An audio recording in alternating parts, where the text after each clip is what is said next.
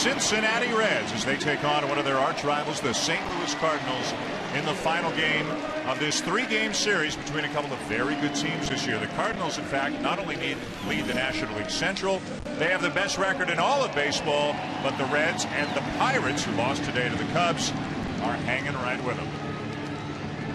Hi, everybody. Dan Shulman, Oral Hershiser, John Kruk. Two very talented teams. Let's begin with the Reds. A very good offensive team, and it's all keyed by one of the most unique players in all of baseball, in Joey Votto. Joey Votto is very unique, Dan, and the fact that he takes a ton of pitches. But his resume speaks for itself, and you can't argue with what he's done. Joey Votto, former MVP in 2010. A big year there to help the Reds get in the postseason. .418 career on-base percentage. I mean, you can't argue with these numbers that Joey Votto puts up. .349 career bat average with runners in scoring position. He's patient. He sees a lot of pitches. He's going to start swinging, though, early in the count, according to Dusty Baker. And all it does is help Brandon Phillips. 45 RBIs, on pace for over 100 on this season, and probably another Gold Glove. So whereas with Cincinnati, you can really key in a little bit more on 2-3 hitters. With St. Louis, Earl, you look 1 through 8 in their lineup, and anybody can hurt you. As we check out the Cardinals lineup, brought to you by Taco Bell. A couple of very impressive hitting streaks going on right now. Yeah, you look at the whole lineup in the last 3 games. Every position player over the last 3 games has at least 1 hit. But at the top of the order, Matt Carpenter has a hitting streak of 17 games. He's getting on base. He hasn't struck out in his last 36 plate appearances. And then you get through the heart of the order, but you get down to a guy who has an 18-game hitting streak, and David Freese. He's raised his personal average over 70 points. They have a very good lineup, and they have on-base percentage, and they have power. And one of their most important hitters, Matt Holliday, visited moments ago with our Buster Olney. Matt, you guys have a historically great on-base percentage with runners scoring position at .410. How are you doing it? Well, I think we have a lot of hitters that use the middle of the field, are more opposite field type hitters. And I think that's our approach. Drive the ball through the middle of the field. We have a lot of guys that don't strike out a whole lot, and so I think that helps. I think we don't have a lot of guys that rely on pulling the ball to have success. So I think that's been our main key. Matt, thanks. Dan, back to you. All right, Buster, thank you. What is the main key going to be today for Bronson Arroyo? Only about 86 miles an hour on the fastball, but Oral, he's durable and he wins every single year. Well, he knows how to pitch, and it's artistry. He changes speeds and changes arm angles on every pitch at this point in his career. It used to be just the 4-seamer and the curveball with change of speeds. Now you'll see the changeup and a lot of different angles with the breaking ball. Underway here in Cincinnati with a called strike. Delivered from Arroyo to Cardinal leadoff man Matt Carpenter on that impressive 17-game hitting streak we just told you about. He's taken over as the second baseman this year, and as the primary leadoff man more recently. John Jay went through a real drought, so he's been moved down in the lineup. And Carpenter's a guy that his manager Mike Matheny says, for a young hitter or a relatively inexperienced hitter, really grinds out at bats, does not give an at bat away, gets deep into the count. Good movement on that pitch from Arroyo when the count is 1-2. You hear about Holliday, Molina, Beltran, Freese, Craig. Carpenter kind of gets lost in the shuffle a little bit, but look at what he's done since he's become the leadoff hitter.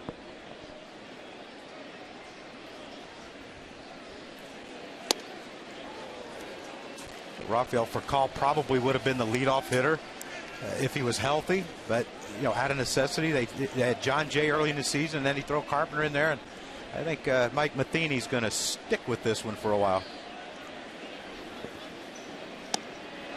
Just outside with a curveball, and Arroyo Oral will change speeds, move the ball around, take something off, put something on.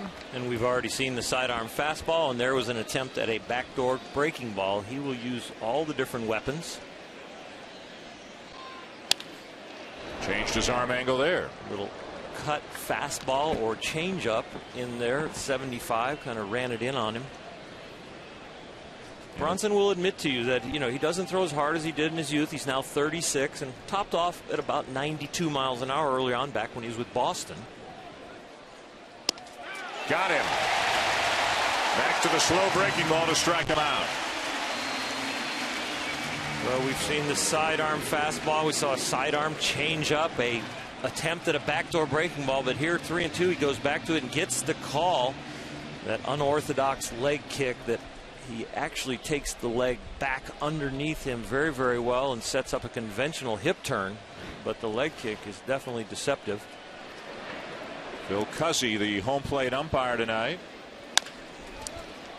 As Carlos Beltran, it's a chopper right at Brandon Phillips for out number 2. Visit Gamecast at ESPN.com/MLB/scores. Find tonight's game, then click on the Gamecast link. You'll find up to the at-bat stats on tonight's game, multiple Twitter feeds, and see behind-the-scenes video.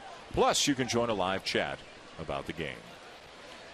2 down, nobody on, and Matt Holliday will be the hitter. 259, 9 home runs on the season.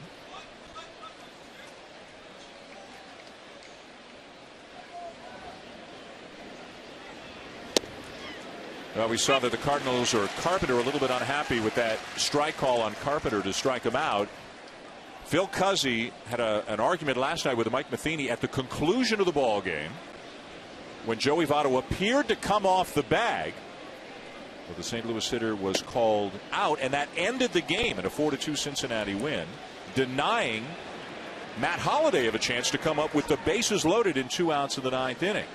And Matheny was steamed, so Cuzzy's in his crosshairs after last night, and probably again here early tonight already. Well, you would hope that the umpire wouldn't hold a grudge because the guy argued with him, but you would hope it doesn't enter his mind to say, okay, if it's a close pitch, I'm going to call it against the Cardinals. I think these guys have more integrity than that. Yep. Although at times, Dan, it did feel like they were against you. Here's the play from last night that bothered the Cardinals. Frazier with the long throw. And what really bothered Mike Matheny and the Cardinals is Mike Matheny says that he asked Phil Cuzzy to ask for help. Asked the second base umpire, asked the home plate umpire. But Mike Matheny says that Cuzzy would not ask for help, just walked off the field at the end of the game. That's what really got him steamed. And that's the frustrating thing if you're a manager, because it has come to that in baseball where guys will ask for help.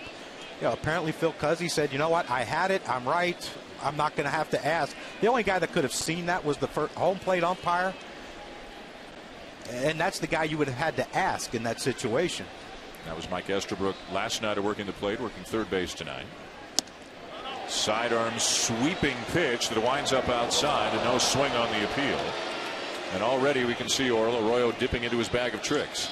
Yeah, he was convincing Holliday that he was going to try and get him out inside, not let him extend his arms, and then built the count that way, and then went with that little sweeper away. Turned into about a 79-mile-an-hour sidearm slider. Got it. Arroyo gets the Cardinals in order, including a couple of strikeouts here in the top of the first.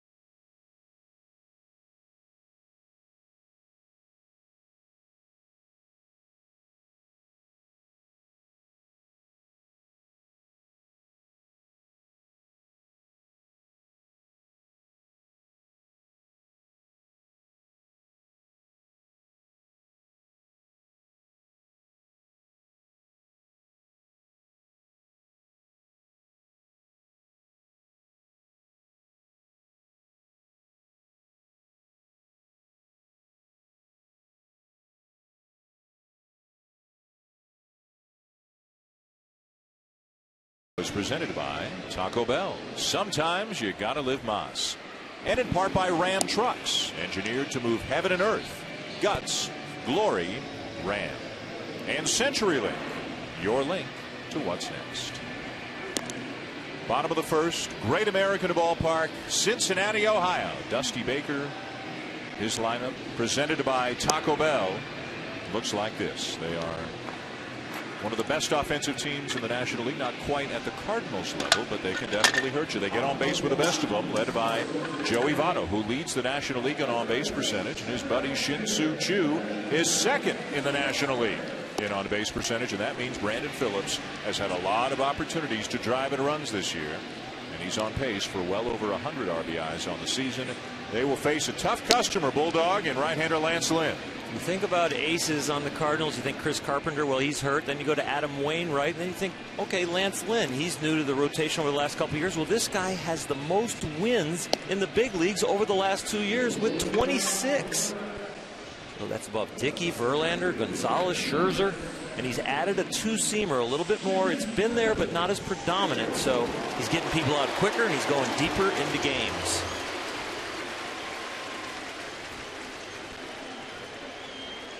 Newcomer to Cincinnati this year, Shin-Soo Choo, center fielder, leadoff man, .433 on base percentage. Over 40 walks. He's been hit by a pitch 17 times already this year. Dusty Baker had a funny way of saying what he does in the batter's box when he gets hit by a pitch. He said he like curls up like a turtle. I said, well, apparently that's why he wears the double ear flaps. Well, he's doing what they acquired him to do, and that's get on base. You can understand why they're right up there near the top of the league in runs scored when you've got 1 and 2 in the league in on base percentage. I think it's too, Dan. He has some pop in that leadoff spot too. 10 home runs. Yeah, you know, most of the time of pitchers, let me get a feel for my fastball. Let me see if I can locate it. You know, Choo can jump on one and hit one out of the ballpark and get you behind real quick. Hit pretty well down the left field line. Fair ball. On his way to second and in there with a double.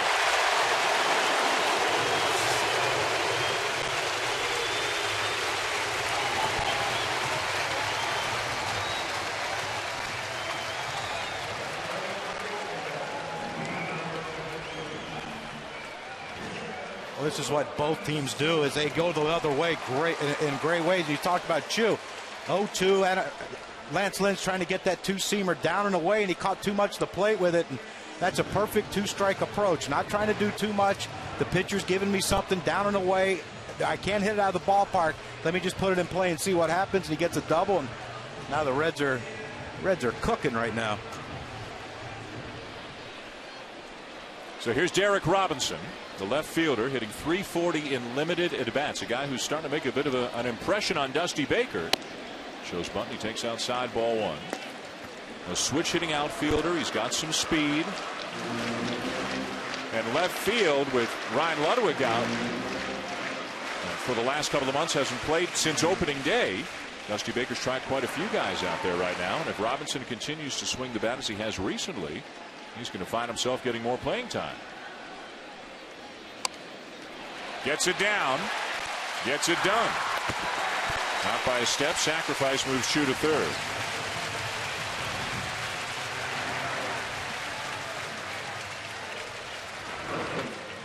So runner at third, one out, and here's Joey Votto. And this kind of leads us right into the conversation we were having at dinner tonight. He'll take a walk as much as anybody, but he's also a great hitter. And would you rather see him be extremely patient and draw the walk, or would you want the sac fly here if those are the two options? I'd like to see him swing the bat if he gets strikes. This has been one of the big topics, I think, this year and to a lesser extent last year in Cincinnati. Is there such a thing as being too selective? Well, with the live K zone up, we'll get to see where the pitch is, if he offers at it or if he takes it. But in this situation, you're looking for him to drive the ball. And John, you've talked about this a lot, where you've got to really realize as a quality hitter, the guy that's don't let him beat you, is the pitcher pitching to me, or is he trying to make me get an out? Yeah, and that's the difficult thing with Joey Votto is Lance Lynn just made 2 really good pitches, and he spit on both of them. I think it's a situational thing with Votto. That's a perfect example. He got 2-0. He got a fastball that he thought he could handle, and he took a hack at it. But to me, when people start saying, oh, he walks too much, he doesn't expand his strike zone, that's the way he plays. I think, though, in a situation where if it's a bad matchup for Brandon Phillips, like a tough righty, like a Matt Harvey or someone like that, Joey might expand his strike zone to put the ball in play, try to hit it in the air, but he trusts Brandon Phillips, and Brandon Phillips has proven this year that he can drive in a lot of runs. So why not put more on base? Hacking, and it's 2-2. Lance Lynn has made 4 quality pitches, nothing in the heart of the plate. He's been on the edges or in the strike zone, and he's using his fastball and coming right after him. If he has a breaking ball, he better feature it right here. I don't think you can throw a great hitter like this 4 fastballs or 5 fastballs. Maybe he can, but I don't mind fastball in off the plate right here, and then the 3-2 breaking ball to surprise him. It looks like they're going breaking ball now, John, unless that's the fastball. Yep, he went for it. A lot of times in Molina, you'll see a 2 or a 3, and it's not always going to be a breaking pitch. But now that he missed with a breaking ball, Crucky, if you're the hitter, fastball's coming now, right? Yeah, I've got a pretty good idea that there's a fastball coming, but he's liable to throw him another because he doesn't care if he walks him. That's what I think I would throw him. I'd throw him a breaking ball that looks like a low fastball and ends up in the dirt. See if he chases. Oh, an inside fastball almost by him. 93 gives you a little leeway of what to do. We got Bronson Arroyo on the other side. Will probably top off at 90, but Lance Lynn can go all the way up to about 96. Joey Votto just stayed back, read a strike, and protected the plate. Just didn't get the barrel on it, but fouled it off and stayed alive. In and out of the glove of Molina. And you see how deep that ball is into his body. He's not trying to pull the ball. He's just trying to hit something the other way over the shortstop's head or in a gap or a deep enough fly ball to score two.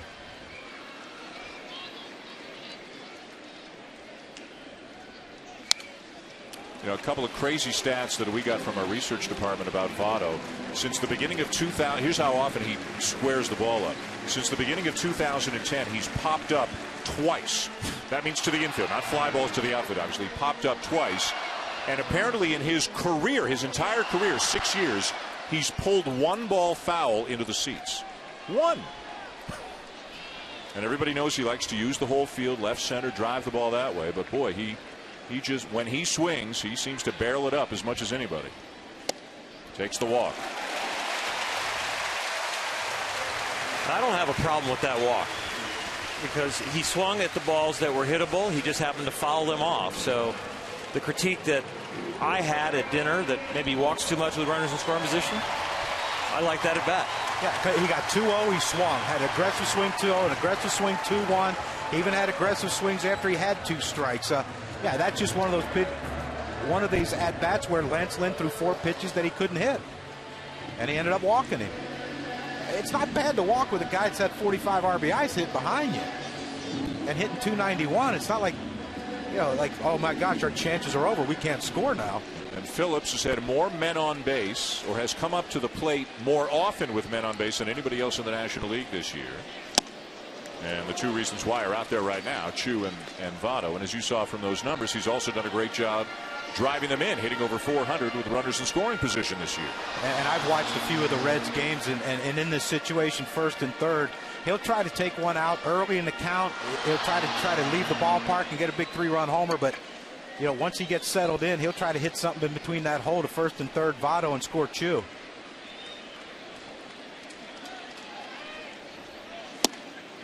And it's amazing the different philosophies. Votto says, I'll take pitches, I'll take a walk to help my team. And Brandon Phillips says, I'm the cleanup hitter now. My job is to drive in runs.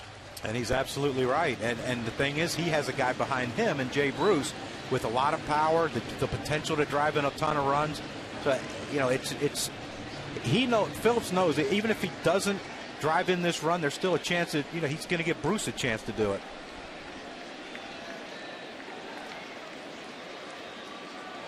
He's had 2 pretty ugly swings, though, off of Lynn. Fires it toward right field, a base hit. Chu will score. Votto around the third, 1-0, Cincinnati.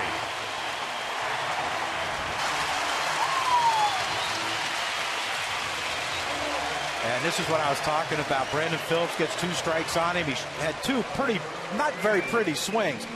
But it's the 0-2 pitch. He decides, you know what? I just have to put this ball in play. Look at that swing. Pitch down and away, probably out of the zone. You talk about a guy expanding his zone, and he hits this little blooper. Look at Votto right there. Quick read right off the bat. Saw was not going to be caught by Beltran. Now he goes first to third. Watch Joey Votto right here.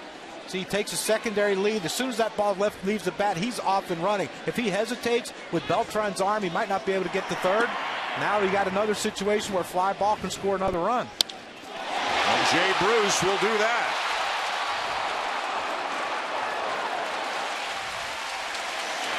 Sac fly to score Votto, 2-0.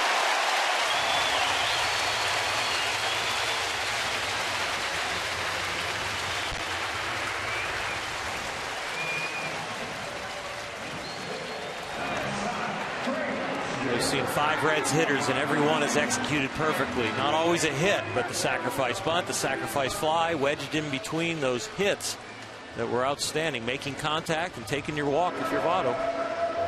Yeah, you want to be critical of a guy. He should open the strike zone and swing more. I mean, if he hits a ground out right there or a weak fly ball somewhere to score Chu, this is a mute inning right now. It's a 1-run inning. Now they have a potential. If Frazier hits a gapper right here with Phillips' speed, they get him a 3-run inning. Phillips will draw a throw. For more on Phillips, let's go down to Buster Olney. He was hit by a pitch last week and was out of lineup for almost a week, and he told me that forearm is still bothering him, but he knows how much he's needed in the Cincinnati lineup, so he's going to play. And you can see that kind of a swing probably is not going to make it feel any better. He missed 4 games, returned Friday.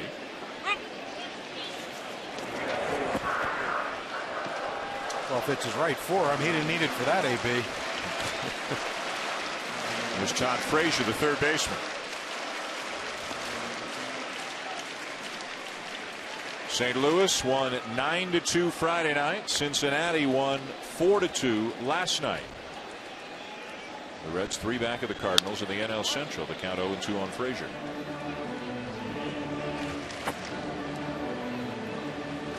Dusty Baker, after Friday night's game, talked in glowing terms about the Cardinals' ability to keep innings going, to come up with those clutch hits, 2-out hits, runners in scoring position hits. And Mike Buffini says it's just a mindset the whole team has developed. They've got the confidence to do so. But this has the makings of a great race all summer long.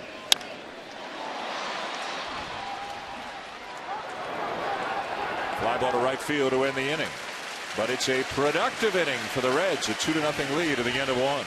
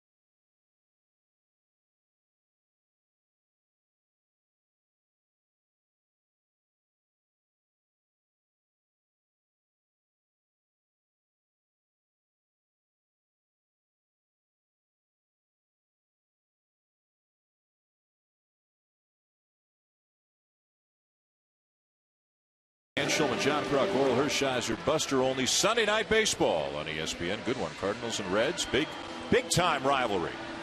Two of the three contending teams right now in the National League Central, along with the Pirates and the Reds with a 2-0 lead as we go to the second.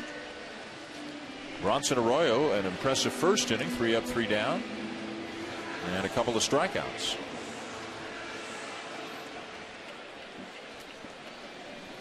Alan Craig, the first baseman, leads it off for the Cardinals.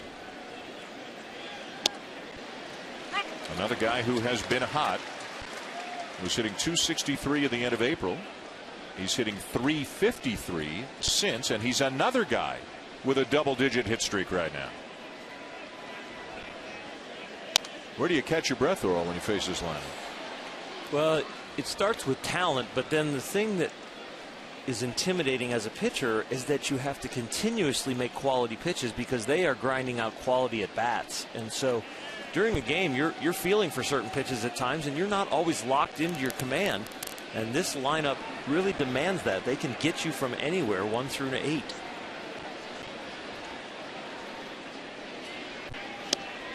Arroyo drops down again and gets another strikeout. They started over the top and finished him from the land down under almost, this side arm. And this is his curveball. And it will get charted by people charting pitches as a slider. But he holds all his breaking balls the same way. The reason they just change breaks is because of arm angle. So he'll change speeds and he'll change arm angle. But what's going on inside his glove as far as grip, it's just his curveball grip. Here's Yadier Molina, the leading hitter in the National League, entering play today at .352. And Troy Tulowitzki's having an incredible year. Had another big game again today. And he's one of Molina's teammates, Matt Carpenter. He's 5th in the National League in hitting, and Alan Craig is 9th.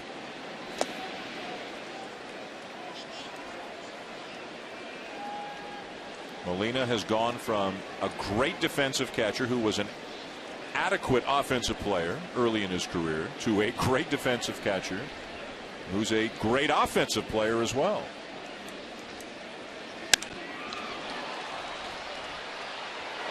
Boy, some crazy hook on that ball. We had a chance to see it from our vantage point as it went out to center field. That's not the kind of spin you generally see when you're out in center field. Yeah, that ball started off on Chu's left shoulder, and he turned to his left to run backwards and then had to turn back around because it hooked so much. I mean, that's a snap hook. Believe me, know about that, Dan. Doesn't look like any fun. Good job out there by Chu, who Dusty Baker said has played excellent defense out there. Felt maybe the critics were on him a little bit too much early in the season. David Freese, first pitch swinging. Kozar, scooped by Votto to end the inning. 3 up, 3 down, they go again against Arroyo.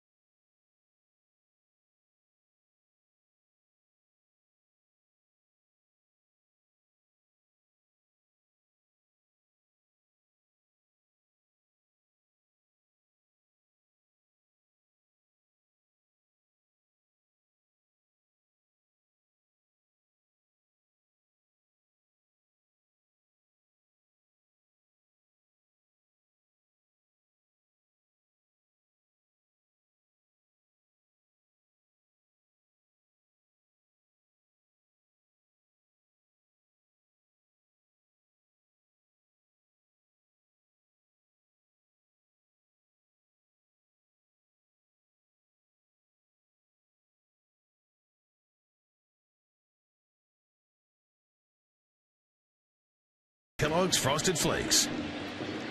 I'm Brandon Phillips at That Dude BP, and this is my position.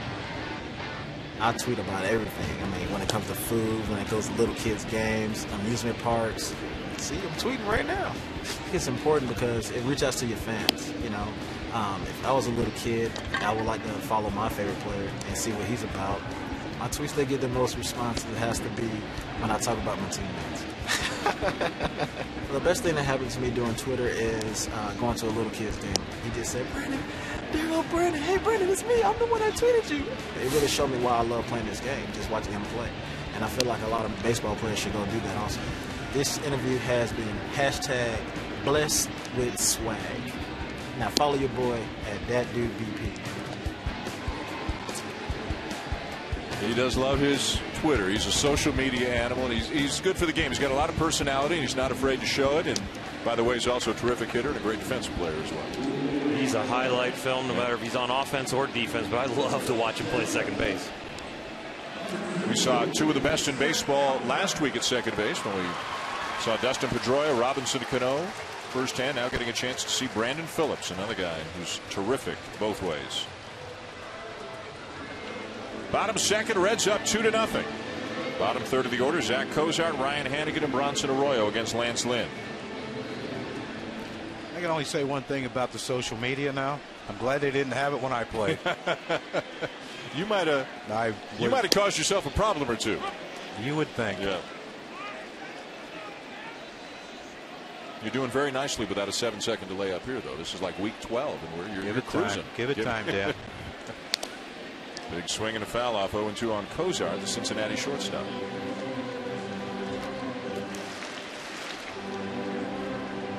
Let's go down to Buster. Guys, I talked to Brandon Phillips about all his work on Twitter, and the only player in baseball who's ahead of him is Nick Swisher, and he's told Swisher, I'm going to catch you. Now, the reason why Swisher got into it initially was because he had a contest with actor Ashton Kutcher about who could get to 1 million first. And now Brandon feels like that Swisher lost that he can catch up. So answer me this, Buster. Who has more followers, Brandon Phillips or you? He's got me by about 170,000. All right, well, I'm about 700,000. He's about 880,000. All right, well, let's go, folks. Let's give Buster a little push here.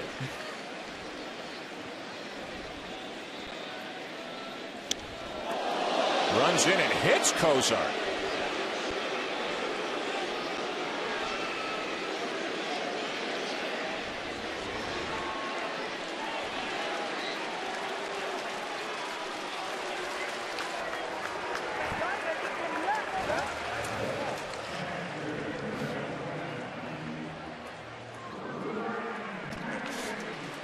That's a two-seamer, just runs in on Cozart's right in his midsection. But yeah, Lance Lynn has thrown rarely any breaking balls. Why would you open up for that pitch? That's the thing. We watched a college game today. Kid got hit in the head with a pitch. Yeah, I don't think kids now know how to get out of the way of a ball. I mean, that's a ball that right there you have to turn the other way and let it hit you in the back instead of the front. That's a lost art in the game of baseball, is how to get out of the way of a pitch thrown at you. It's a real subtle move by Molina behind the plate, you know, checking on Cozart, but also positioning his body between himself and his pitcher to see if there was any anger, and he would have been the divider. He didn't just stay back behind the plate and just watch. Ryan Hannigan is the batter, the Cincinnati catcher. Hitting just 185 on the season.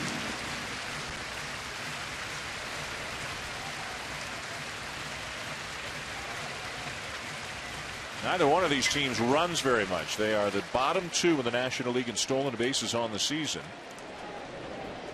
Cozart doesn't have one. Maybe a play.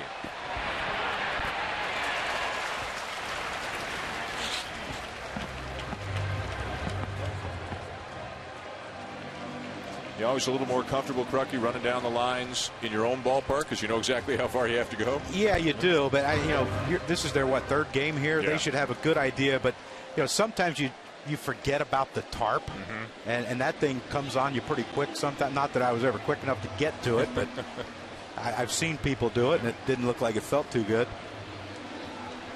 Nice crowd tonight here at Great American Ballpark. The Reds and the Cardinals, undoubtedly one of the best rivalries in baseball. 1 ball, 2 strikes. The Cardinals, of course, have had just a great run of success. They've made the postseason 9 of the last 13 years. They've won a couple of World Series during that time. Cincinnati's been to the postseason 2 of the last 3 years, but have lost in the division series each time. Looking to take that next step, maybe 1 or 2 more.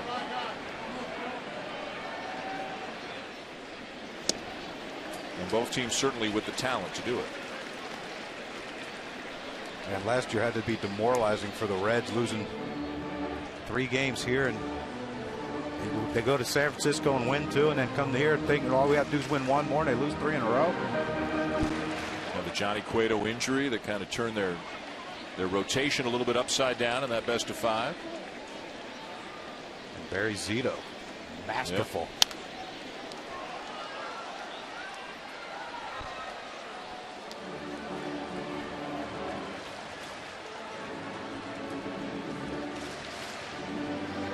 Lance Lynn, an 18-game winner last year after coming up as a reliever 2 years ago. A guy who lost 40 pounds from last year to this year. Mike Matheny feeling it's going to give him a chance to have not only a better year, a better career, just more fit, healthier, more stamina. Ground ball to third off the body of Freese. Everybody's safe.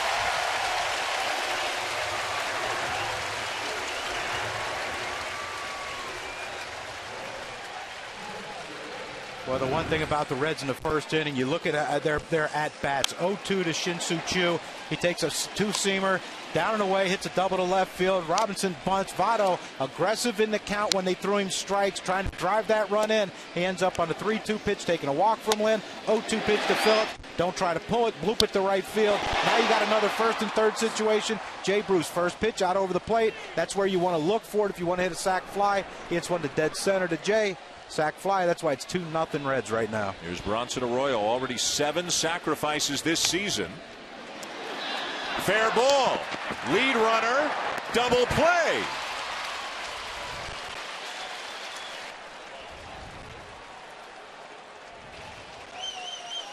And Arroyo, generally a guy who executes better than that, but he bunts into a double play. Arroyo, tremendous athletic ability, handles the bat very, very well. Just got this one a little bit too thin, and Yadi Molina jumped right out. Remember, home plate is fair, and because he said that ball was fair and goes from the point of home plate down to the bag. Fair ball, and a nice release by David Freese, setting his feet up and getting it across there to Diamond for a double play. Quick like a cat, hop out there and get it while it's still fair. Started that double play. So 2 down, a runner at second, and back to the top of the order for Choo, who doubled and scored in the first. Lifts a fly ball to center field. And the inning is over. We'll have a Baseball Tonight update for you, including action ongoing between the Twins and Nationals out of this break.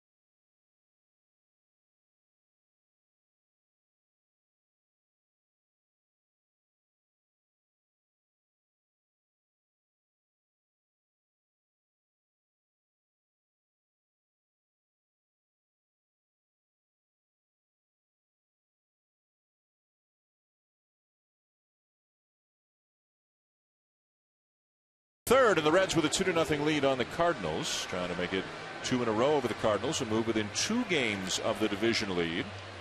So far this year, St. Louis is 5-3 against Cincinnati. They've still got 10 games left against one another. The Cardinals and Pirates, by the way, still have 14 games left against one another, and all of them come after the 29th of July. Bronson Arroyo pitching well, but could not get a bunt down. Cost the Reds an opportunity to add to their lead. He'll face Descalso, Jay, and Lynn here in the third.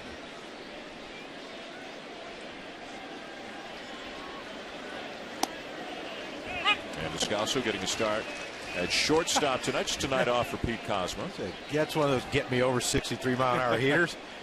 That's amazing.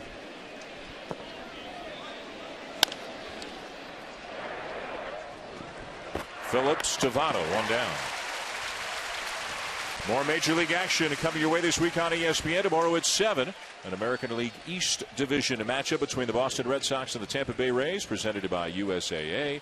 Wednesday night at 8, it'll be the Indians and the Rangers, presented by T-Mobile. And 1 week from tonight, we will be in Atlanta as the Braves host the Giants. Sunday Night Baseball, presented by Taco Bell. And all 3 games also available live on Watch ESPN.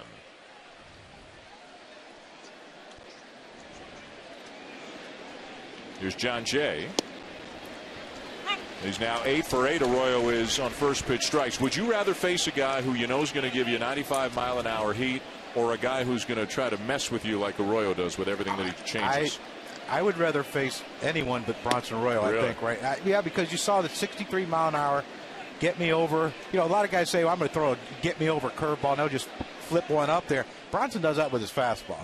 You know, 63 here, just I'm going to throw it, and you know, there's no way you can sit back long enough and hit it because you have your adrenaline going, and you know you want to try to hit a ball in the gap or a home run. You think a guy throws that slow, you'd be able to wait and be patient. You can't. And you just jump at everything, it seems like, and then the Cardinal hitters are doing that right now. Yeah, you look at changing speeds. He's going 27 miles an hour from 90, you know, down to 63. It's tremendous. And you see some funny swings with and some funny command. takes with a lot of command. He's only walked 13 batters all season. Wait, he's hit 90 tonight. Wow. I thought he could only do that in his car, and he better not do that. But he'll tell you he can only go to 90 when the fans are going, a little adrenaline or real fresh in the beginning of the game.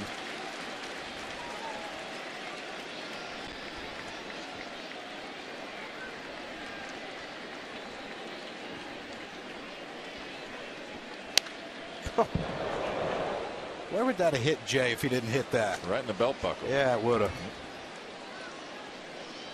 I mean, that's like a little frisbee coming in. Starts out in the right-hand hitter's batter's box and comes right at your belly button.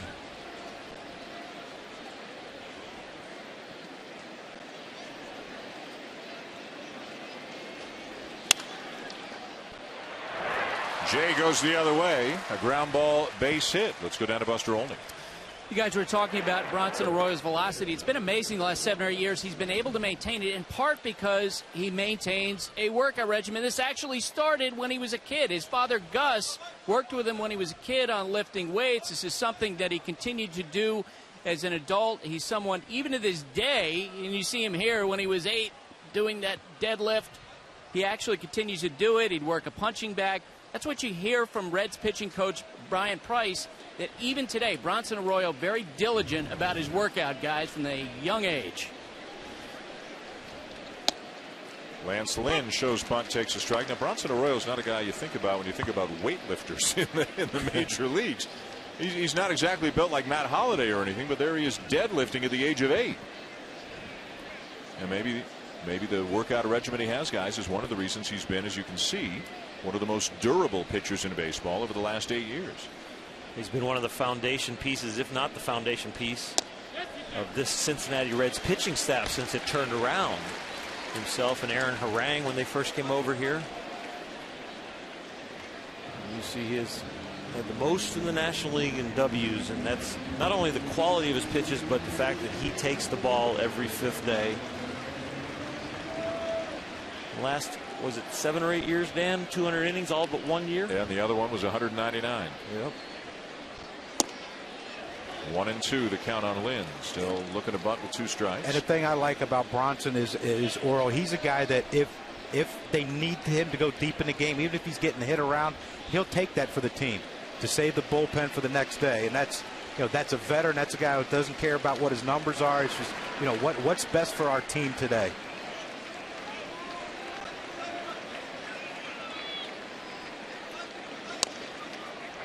Gets it down with 2 strikes on him. And Lynn, the sacrifice, will advance Jay to second, 2 down.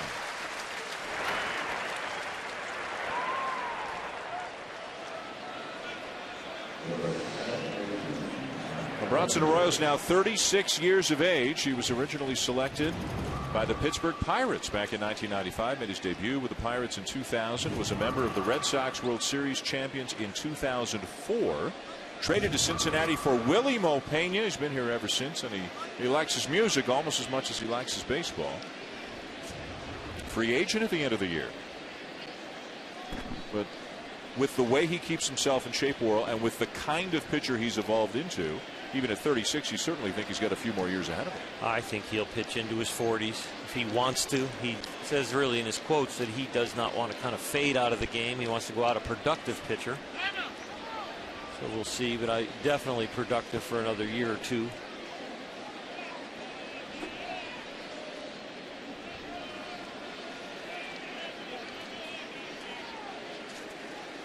Two down, a runner at second, 2-0 Reds, top of the third. And another first pitch strike. 68. Well, some people say he's a right-handed Jamie Moore, but I disagree with that because he can touch 90 miles an hour. I think that he has a full range. He might not have the ability to go deep in the game and really try and live around 90, but he can at least show the hitters that he has it.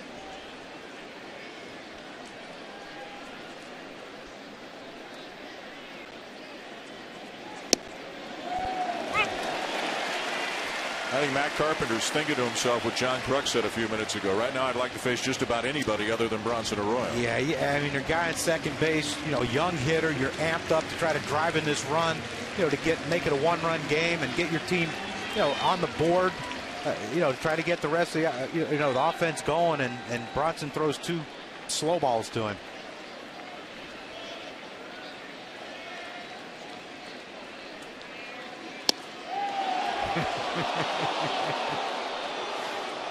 Hey, if you can't hit it, don't swing. They went quick leg kick, quick look at second, and then throws kind of a eephus curveball there, trying to backdoor. It doesn't make it back, but there was a lot of strategy to it. They're asking right now about a possible quick pitch. Well, I think Mike Matheny might be arguing that's the same pitch you called him out on the first at bat. And remember, as we documented in the first inning, no love lost between Mike Matheny and Phil Cuzzi after an argument at the conclusion of last night's game. And a great job by Jose Akendo to come down and get in between Cuzzi and Matheny right there before Matheny could get run out of this game.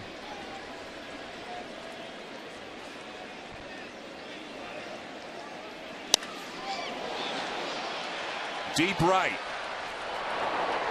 Bruce the catch up against the wall.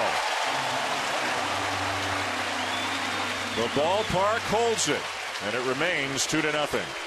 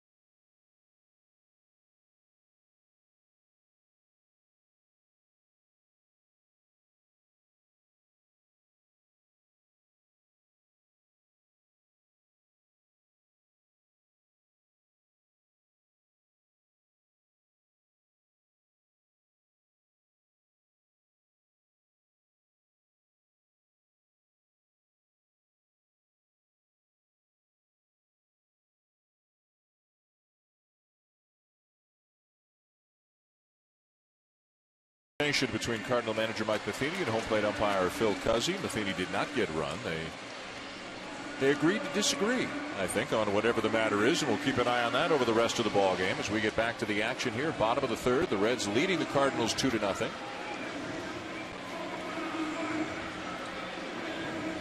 And it'll be Derek Robinson, Joey Votto, and Brandon Phillips for Cincinnati, facing Lance Lynn.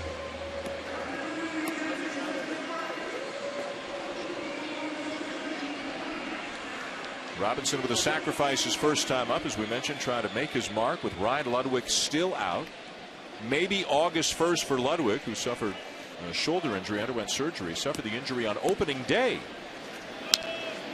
Dusty Baker was lamenting, you know, when Ludwig was in there, the lineup set up so nicely, left, right, left, right, left, right. They had to juggle a little bit without Ludwig, and he's an RBI guy, and they're feeling his loss.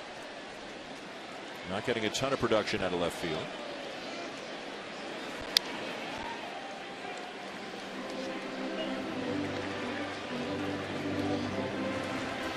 Joey Votto on deck.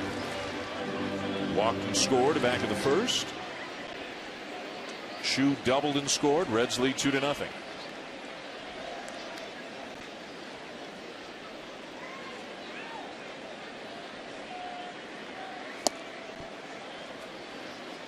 Pretty good take for a young fellow up there at the plate that can run, and has been having some good at bats. I think the more takes like that and at bats like this, if he grinds it out, he's going to get a lot of opportunity up here.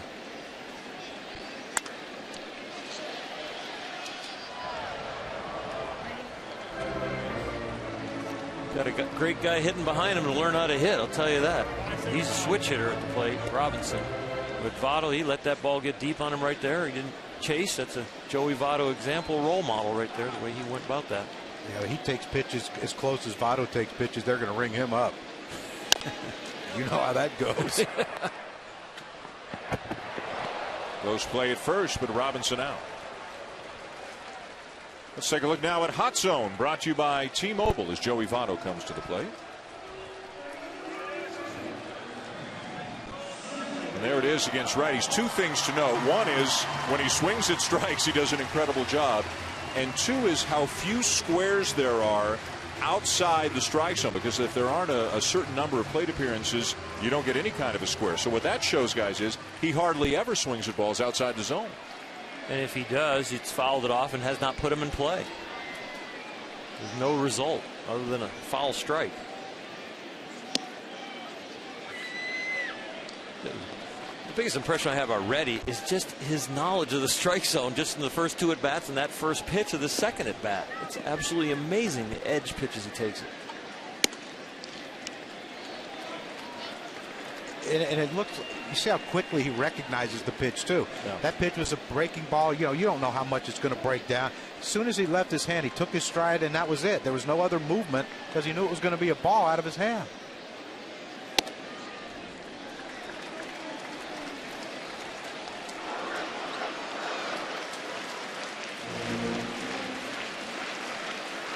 Turn him loose 3-0, I would.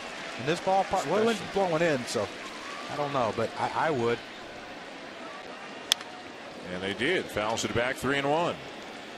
And look at the one he offers that center cut on live K zone right there.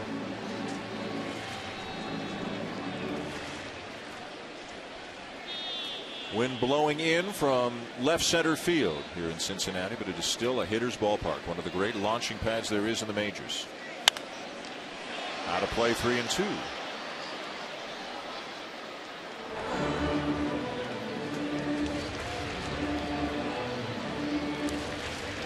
Votto, the National League MVP in 2010, had the knee surgery last year. Cost him some time, cost him his power toward the end of last season. He has 10 home runs this year. He's hitting .325. That is 6th in the National League. Fights one off in on his hands at 3-2. Better check Molina's hand, see if it's okay. I think Votto just took that ball out of his mitt.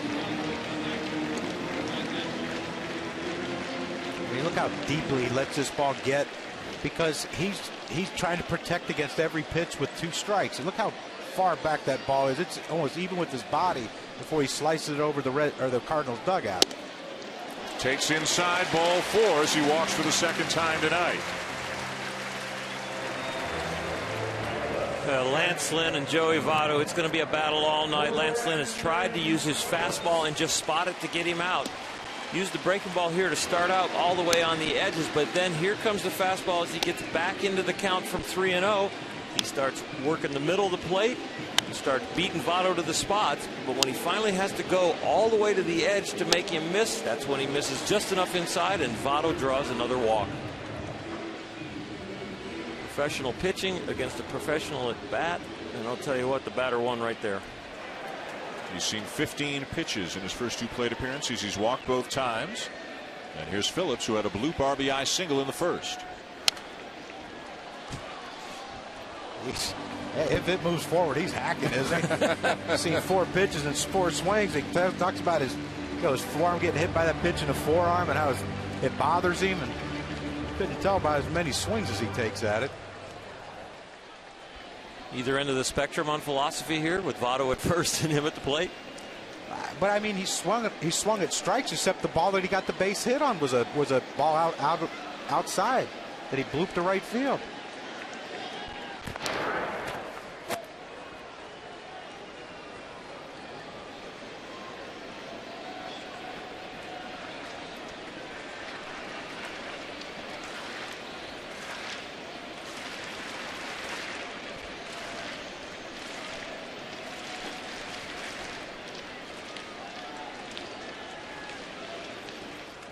Another throw to first to drive Votto back. Votto with 2 stolen bases on the season. They're keeping an eye on him. Don't want him to get his 3rd.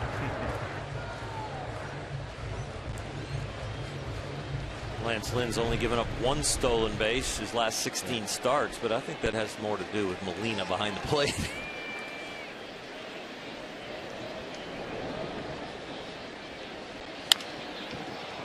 Pops him up. Descalso, the shortstop, to make the catch, 2 down.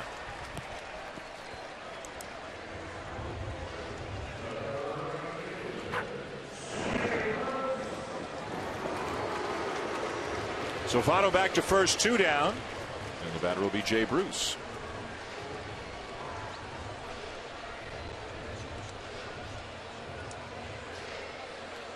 Bruce with a sacrifice fly, his 41st RBI on the season. That came back in the first inning. Well, one thing Bruce knows, with all the stats that are out there, is that Lance Lynn throws about 70% fastballs. So the Reds have been a little bit more aggressive with Lynn on the mound tonight than sometimes they are.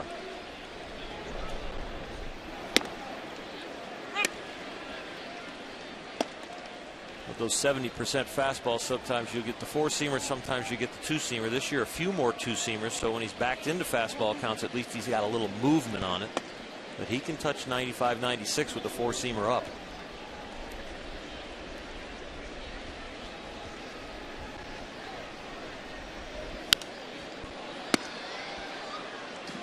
Now, is Molina just giving him a 1, whether it's the 4-seamer or the 2-seamer? There's no different sign for those 2 fastballs, right? Well, sometimes there may be if Molina wants a certain thing. So he'll put down a 1 and you can throw either one you want. But if he's going to go down and away and he's looking for the ground ball, he might circle the 1. If he's going to go up, he'll give him a little pat with the hand, kind of upward motion. And then you know it's going to be the 4-seamer. Hannigan and Arroyo on the other side, they go just 1 and 2. And Hannigan just says, throw whatever you want. Ripped into right field, a base hit. Votto on his way to 3rd and out. Didn't slide and is thrown out to end the inning.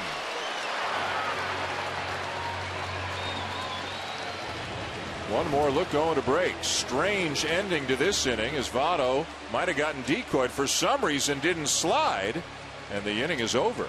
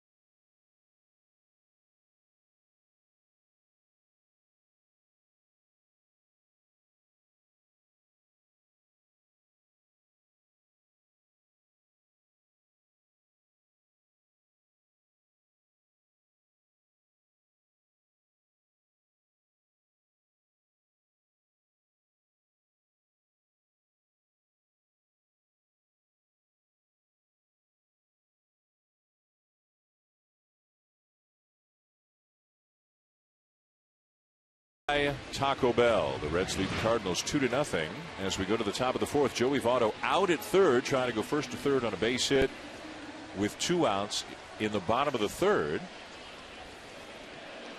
And we'll get a chance to show you a replay from a couple of angles as time allows and try to figure out what happened on that play. There's Carlos Beltran, who threw out Votto to lead off the fourth for the Cardinals. It's Chris Spire on the right there along with Dusty Baker. Spire is the acting third base coach right now for the Cincinnati Reds. Mark Berry, the normal third base coach, is in the ballpark but not coaching right now. He has undergone treatment for throat cancer and is currently recuperating from that. And we all, of course, send our best wishes for a full and speedy recovery to Mark Berry. So Chris Spire, who's normally the bench coach, filling in at third, and Miguel Cairo is the acting bench coach right now for the Reds.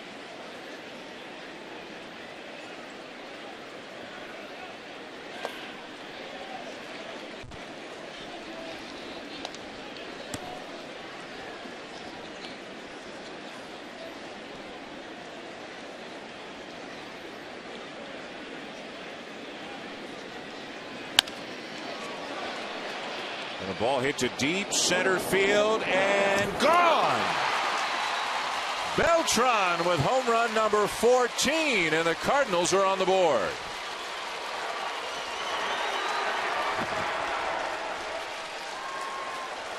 He talked about the wind blowing in, and that was an elevated pitch by Bronson Arroyo on a changeup. And Carlos Beltran, normally a guy who likes to pull the ball, stays with it. Here's a pitch, a 3-1 pitch, and it's a changeup up in the strike zone. And even though you're not looking for it, you're probably looking for something a little hard. That's a pitch right there you just can't stop from hitting hard. A changeup up in the zone. And like I said, Beltran normally would pull that ball. He goes the other way with it. Drove it right through that wind into right over Chu's head.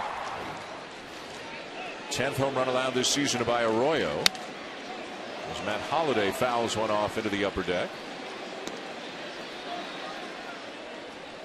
One of the things that Dusty Baker did tell us before the game, though, is the good thing about Arroyo. He doesn't walk many people, so most of those home runs are solo shots, and that was the case right there. Obviously a leadoff batter in the inning, but the point being is that Arroyo does not give you any freebies. Now here's Holliday hitting the ball deep left field, off the wall. Chu will corral it in left center. It is a double for Holliday.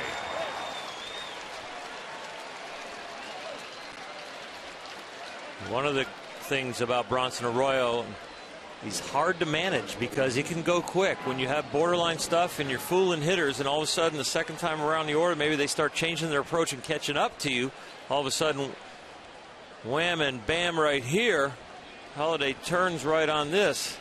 I'll tell you what, the Reds got to feel like they've gotten punched in the gut, missing the first and second no-out opportunity. Arroyo bunting into a double play, and then last inning getting thrown out of third with Votto, and now you're in a 2-1 game, and it feels like the Cardinals are almost ahead the way this game's going right now. And here's one of these situations with runner in scoring position that Matt Holliday talked about with Buster before the game, how adept they are going up the middle and the other way, and that's exactly with the runner on second, no outs, where Craig wants to hit this ball. And the guy at the plate right now, Alan Craig, led the National League in batting with runners in scoring position last year at 400. And he's hitting .406 this year with runners in scoring position.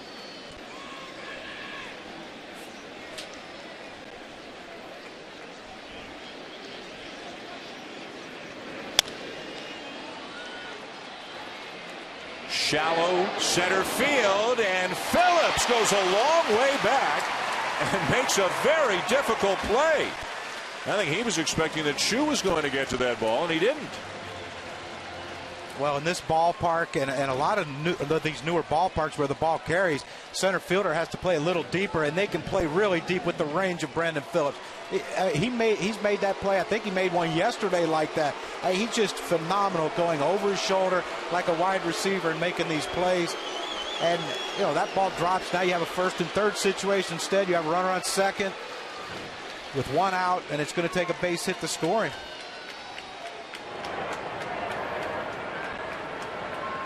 Here's Molina.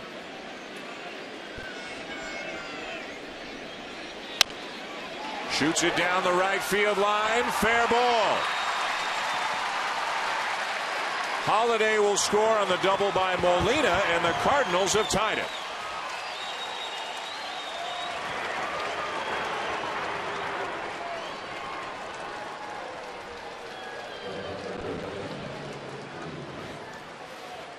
Well, this is the Cardinals' MO to a T, and that's another pitch up in the zone. When you don't have high velocity, you got to keep the ball down.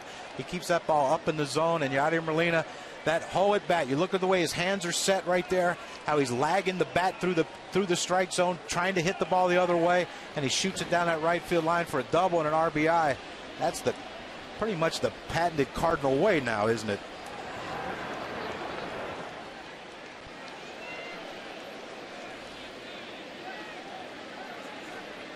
David Freese, the batter. We'll get back to the situation with Votto getting thrown out of third probably next half inning with this big rally going on now by the Cardinals. Want to stick with the action going on in the field right now. David Freese grounded out his first time up. Working on an 18-game hitting streak.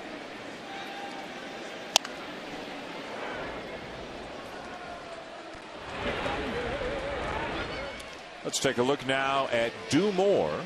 Brought to you by Safeco, and the Cardinals, well, they just do more with runners in scoring position. It's an incredible number that as a team on the season, they are hitting .338 with runners in scoring position. I mean, nobody else is even close. That's unbelievable. They hit .237 with the bases empty, so how do they get guys in scoring position? Well, Friday night, as an example, they went 8 for 19. With runners in scoring position to help win 92. 3 strikes out, 2 down.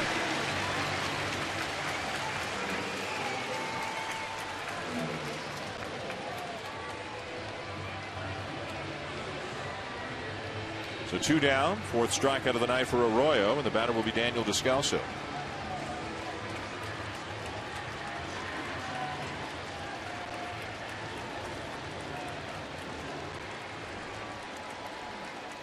Descalso can play second, short, third.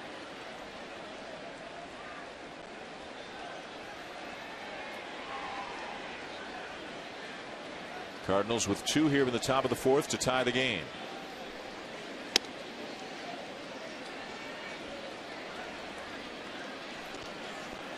One of the first things you look at as a player, if you're on the bench not playing, or you're watching this game, you watch Molina at second base and watch him staring at the signs and see if he's looking to give any signs to Descalso where this pitch may go.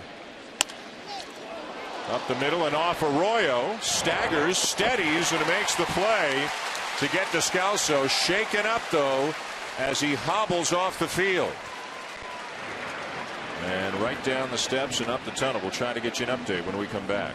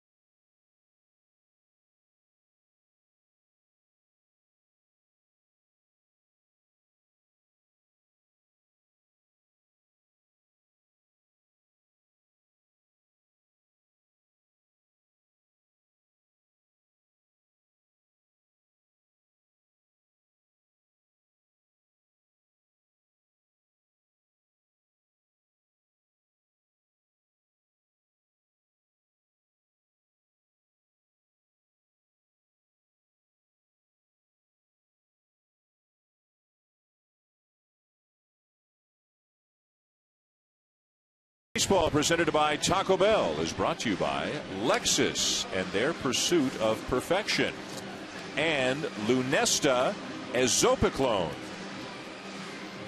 Bottom four tied at 2. Time now for some FaceTime, brought to you by Edward Jones. Buster Olney with Cardinal manager Mike Matheny. Mike, second time through the order, what was the adjustment your hitters made against Arroyo? You know, he's a pitcher that knows what he's doing. He mixes up speeds and locations and tries to get you to expand the zone. I think they just were a little more patient and waiting for something to get into their power zone, something they were looking for. We saw you talking to home plate umpire Phil Cuzzy. What was that conversation about? Some of the conversation was dealing with one of our hitters, kind of giving him a look. And, we got to keep this thing moving, and we got to let things happen last night go. And we both get that, but also to make sure that the guys are getting a fair look up there. Mike, thank you.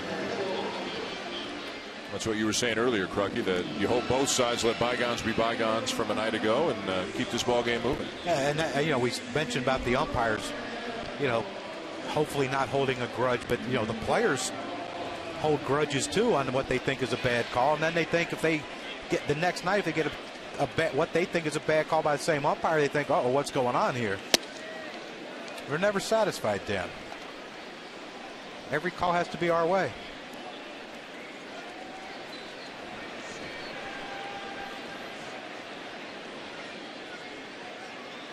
Mike Matheny telling us a nice story before the game. And the Cardinals have had so much success this year, best record in baseball.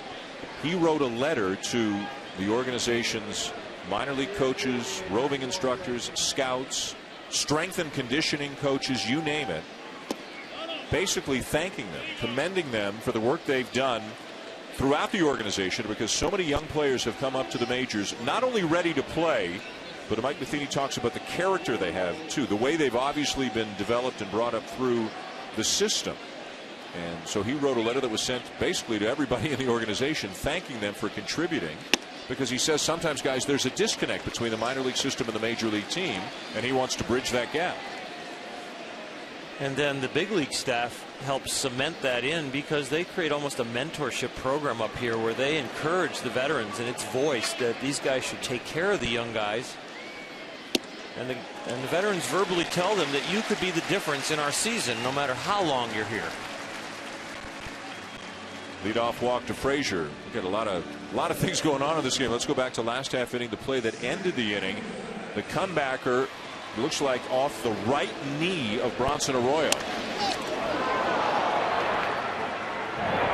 Made the play but paid the price.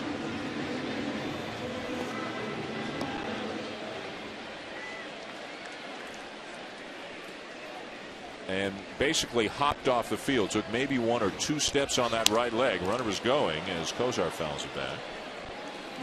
Well, the good thing for Bronson Arroyo, if you're going to have a pitcher injure his leg and continue on, you'd rather it be the back leg than the front leg. That front leg takes more abuse and relays kind of the power up to your arm when you land. That back leg, you can kind of post up on it a little bit if it's injured and kind of fall down the hill a little bit more. We saw Arroyo disappear down the steps and up the tunnel toward the dugout. He is not sitting on the dugout bench right now. I'm sure they're trying to get some sort of ice and a compression wrap on that thing to try to keep it from swelling. Maybe he can go back out. Bronson, his character, he's going to do everything he can to get back out there.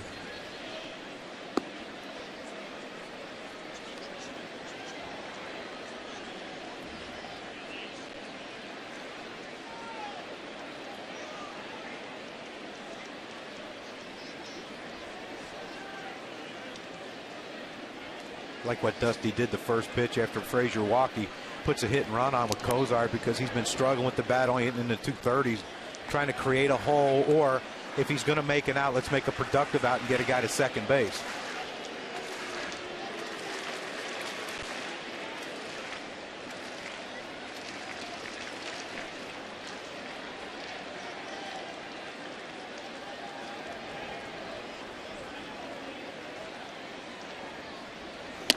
One and two. Got to be alert as a base runner down there too, because Molina's liable to snap a throw down to first. He doesn't just throw him out going to second. He throws him out trying to get back to first. And that's usually the one he does it on. Against the lefty, he'll throw a pitch up and in to knock the lefty off the plate to give him that room to throw to first base. And against a righty, they'll throw that fastball up and away, so his momentum's taking him toward first, make a quicker throw. I used to hate those guys. Look at that. He's picking it like a first baseman.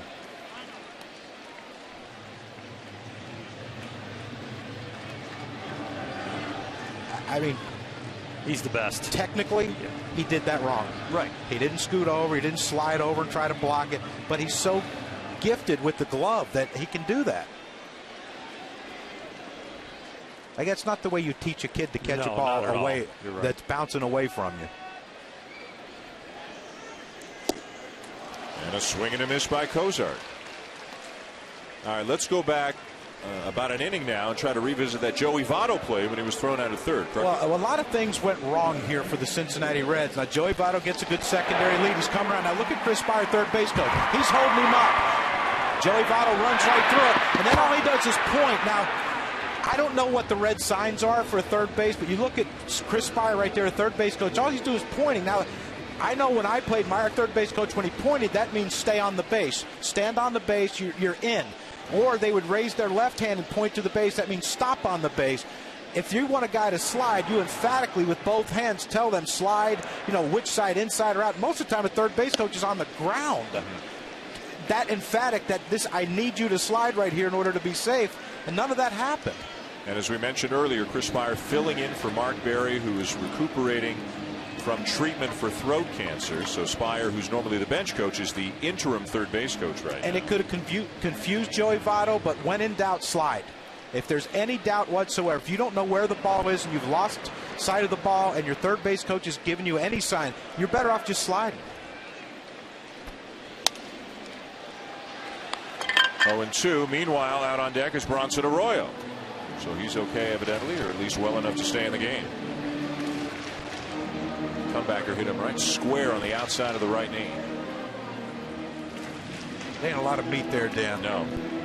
I mean, not on anybody. Not just Bronson, but not any person. Doesn't really look like there's a wrap under there. I mean, he's got loose, baggy pants, but I don't see any extra. Might have a sleeve. I wonder if Buster can get an interview with him right now and ask him. Interview his knee. 0-2 to Hannigan. That knee's barking right now. That's all you get out of that one. Buster's right there. He's within earshot. Just ask him, Buster. Bronson's a great guy. He'll talk to you. You can see the top of Buster's head. That's Buster right there. There he is. Just only the best seats for him. And strike three called. Hannigan thought it was high.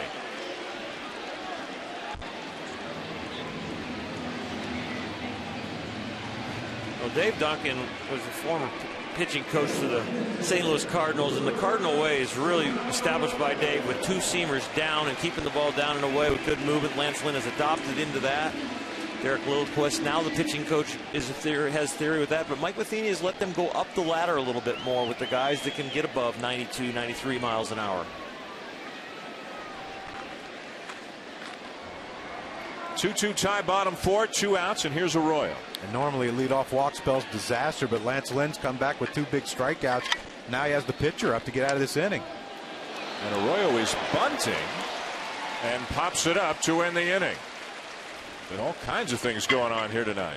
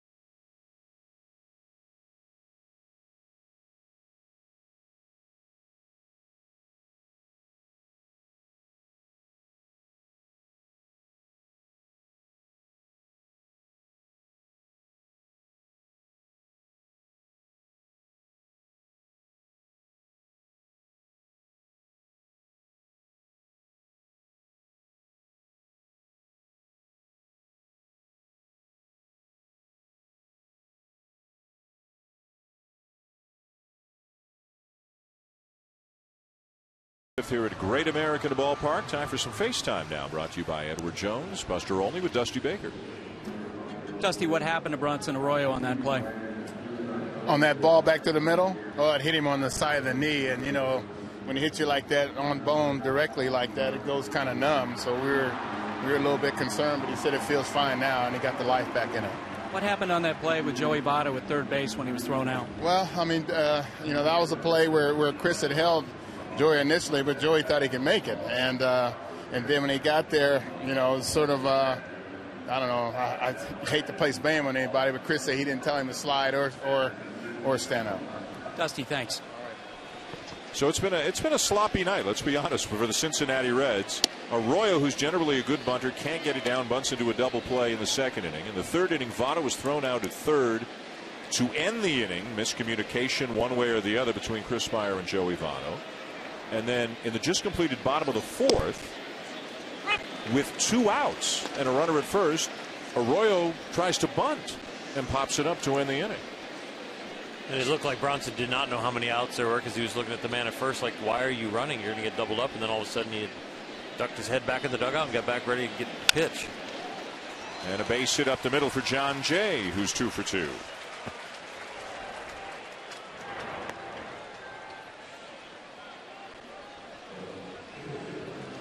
So Arroyo's had 2 strange at-bats, has been hit hard by a comebacker off his knee. Was great through 3, then gave up a home run and a couple of runs in the 4th. And now with a 2-2 tie in the 5th. And getting that 8th hitter, the leadoff hitter on base is huge. Now you can get Lynn to get him over. Now you have the top of the order coming up to try to drive in that run with 1 out. Will Lynn be bunting? He did his first time up. Takes a strike. Now Brandon Phillips, the second baseman, had come all the way over within about 3 feet of first base. He was standing behind first base. And Lance Lynn didn't show bunt. I mean, he literally, Oral, had the whole right side of the infield to try to hit a ball through. That was interesting, because he didn't show bunt, but yet he got a fastball right down the middle and didn't swing. Yeah. But then he looked down at first base like maybe someone missed a sign. It'd be interesting to see if Bronson Arroyo can hop off the mound if there is a bunt. Pitch out. After getting hit on the leg there.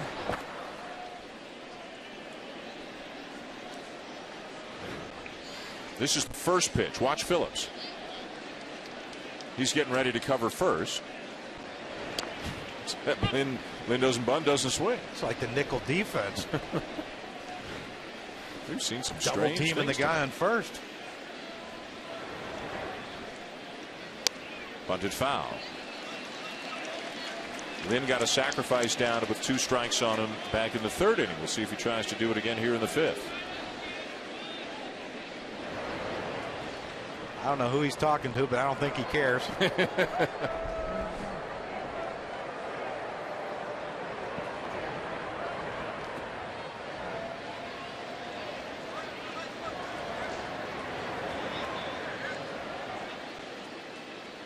Frazier still weighing at 3rd. And Lynn gets it down. Arroyo to second in time. And he had to plant on that right leg to throw that ball to second. And it didn't give way, and he stayed through the pain, or it's functioning really well. And that bunt's hard back to the mound, and Bronson just doesn't give in to the pain or the speed of the game, and he plants on the right leg and quick snap throw from down under. Remember, he throws from all arm angles from the mound, so that doesn't make this a problem. Nice plant, push the weight, get going towards second. Accurate throw. Good athlete, good fielder. Runner at first, 1 out. And the batter was Matt Carpenter, 0 for 2. Working on a 17-game hitting streak. David Freese came in with an 18-gamer. Neither has a hit yet tonight.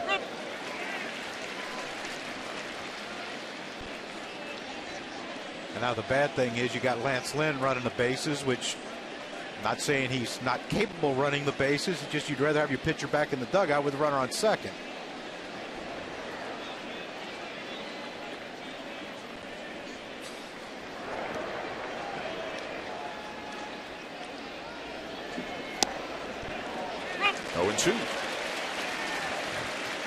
Well, he hit that breaking ball, the last at bat to the fence in right field, and Jay Bruce made the great catch on it.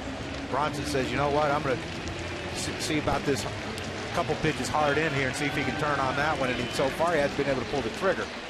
Now, do you go away now or go in again and then away, World? I keep coming back in. Really convince them that's where you're going, but they are going away. Going back to the backdoor breaking ball.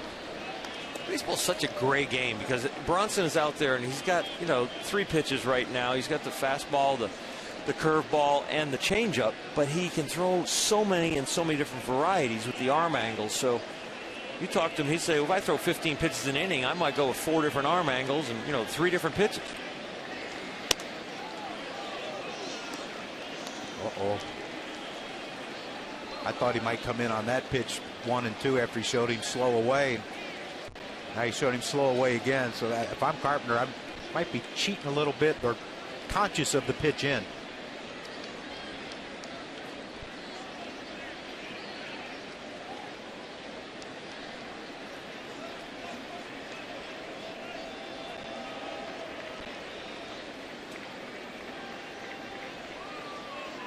And here it comes. Missed down and in 3-2.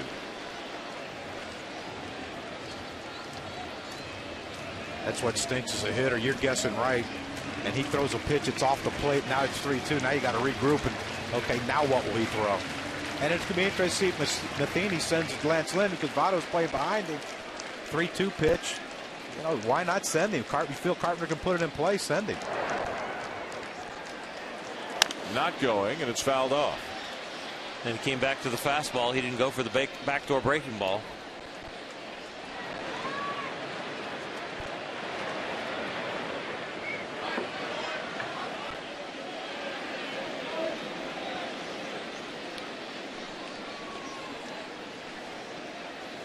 So Arroyo now starting to face these Cardinal hitters for the 3rd time through the lineup. 2-2 tie here in the 5th.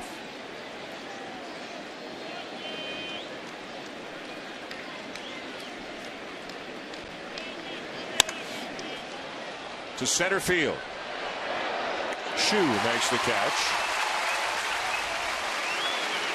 2 down. And that'll bring up Carlos Beltran, who last time up got a changeup up and away out of the strike zone and hammered it to left center.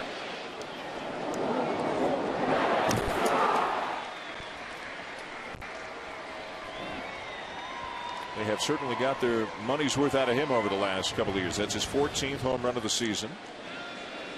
He's a free agent at the end of the year.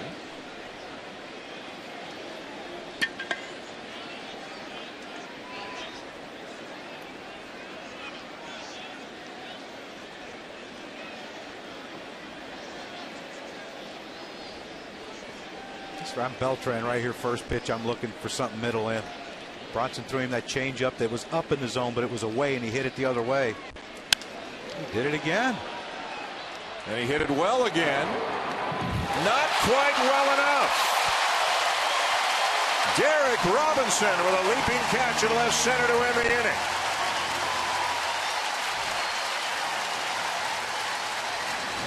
Robinson with a terrific catch to end the top of the 5th.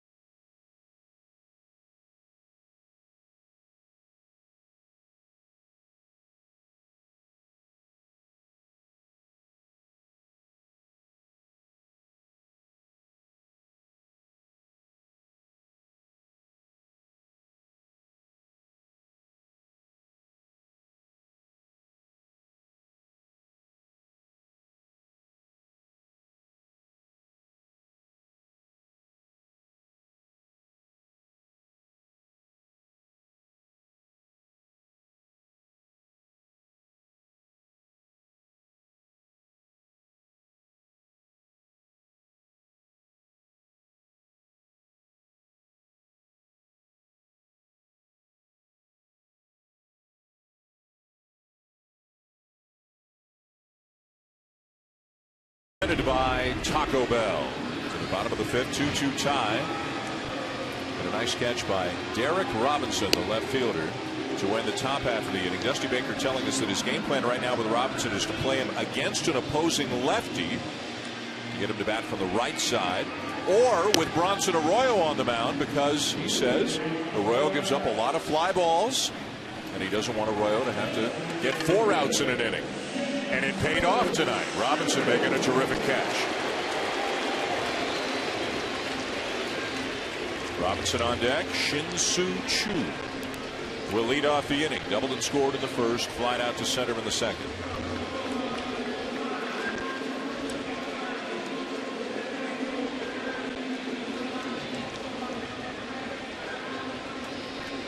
Lance Lynn, 8-1 on the season. 8-1, in fact, for the second year in a row. Wound up 18-7 last year. Part of a terrific St. Louis rotation. They have by far the best numbers, the best ERA of any rotation in the National League. As Choo bangs one into right field, a base hit. He's 2 for 3.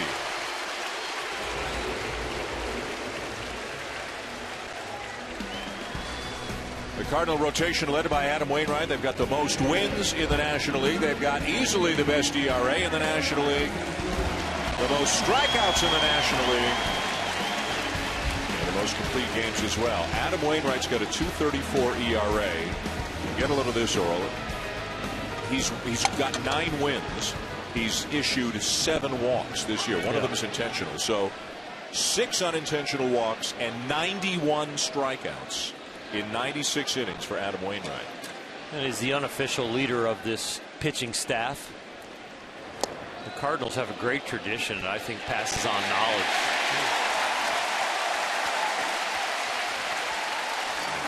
The pitch hits Robinson. 2 men on for the Reds.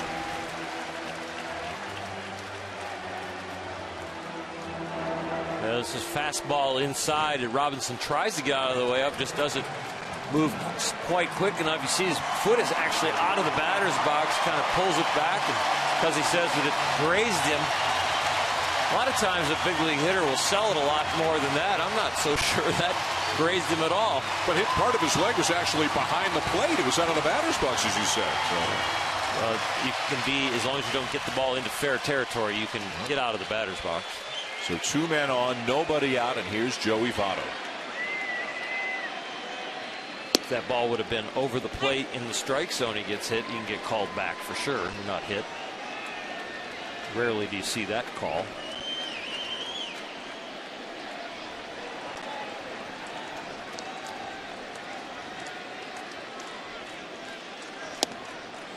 And it's 0-2. Well, if there's anybody in the big leagues that's comfortable hitting 0-2, it's Joey Votto. With his knowledge of the strike zone, the way he can put the barrel on it. And those are pretty tough pitches. The first one's down and away, that one's down and in. Mixing up the fastball pretty good right here with Votto.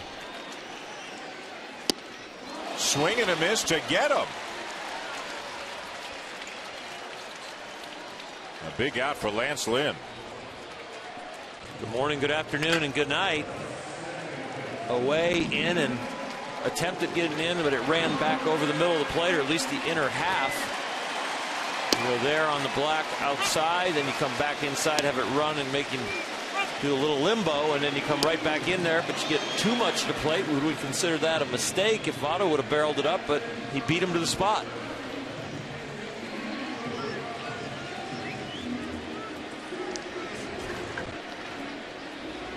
One down in the inning, and now Brandon Phillips, 1 for 2, had an RBI single in the first.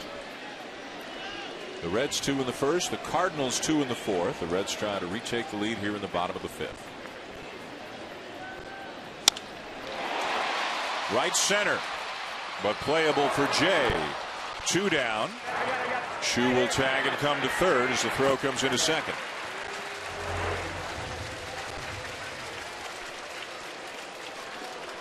So it'll be up to Jay Bruce.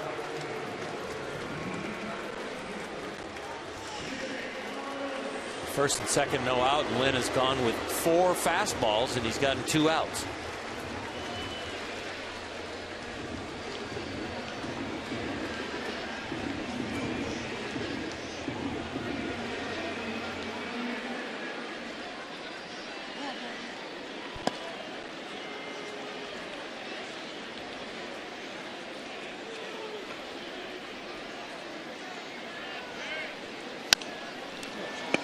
What a contrast in styles in the two starting pitchers tonight. Bronson Arroyo has to throw every pitch from every angle and try and surprise you and fake you out. And then you got Lance Lynn on the mound just pounding 90 to 93 mile an hour fastballs, four seams and two seams, barely throwing his changeup and rarely throwing a breaking ball.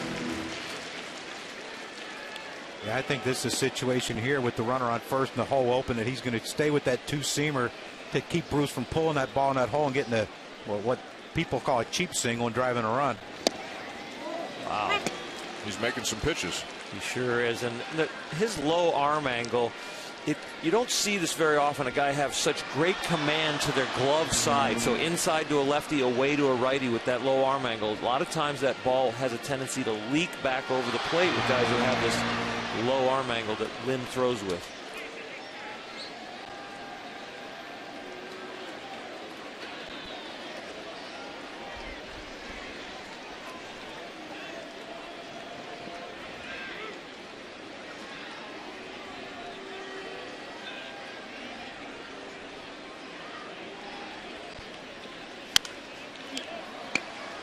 There's the one you can hit, John. That's the one that leaks back over.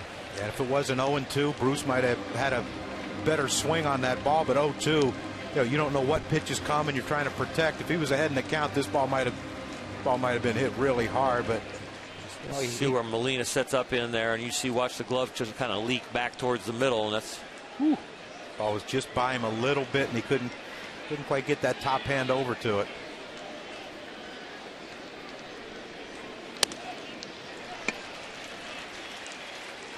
Got one guy in Arroyo who throws about 43% fastballs this year, according to the numbers we've gotten, and a guy in Lynn who throws almost 80% fastballs. Yeah. Well, he can live with it. He came out of the bullpen with a lot of gas, and then when he went into the rotation, he lived with the pitch that brought him here, and he's continued even as the league knows that's what's coming. He shows you how well he hides it and the life he's got on it. Just missed. So the one that's been coming back from that inside corner is the two-seamer, and that right there is a four-seamer that kind of keeps it straight.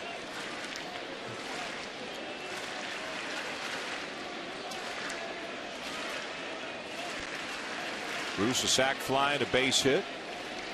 Hitting .272. He struck out 77 times. Only Dan Uggla has struck out more in the National League this year. Well, he's fouling him off. The reason the four-seamer goes straight is because the four seams cut the air and it goes through the air smoother and stays straighter. But two seams, you get more cowhide, more flat part of the ball coming through it. So that resistance of the air then makes the ball tail.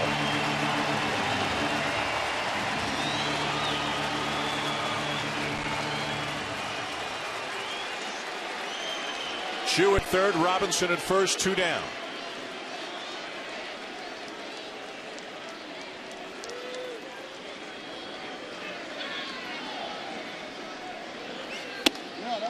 Full count.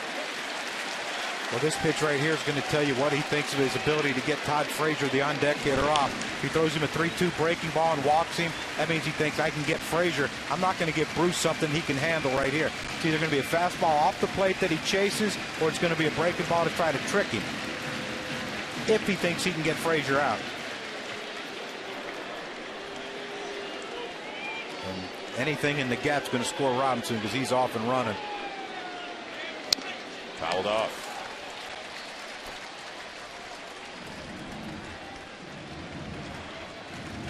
So we'll see the ninth pitch of this battle between Lance Lynn and Jay Bruce.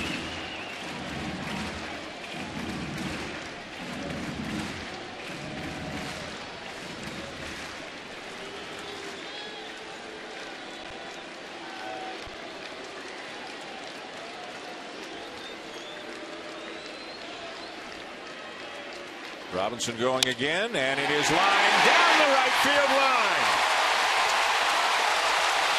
And 2 runs are going to score. The double by Bruce gives the Reds a 4-2 lead.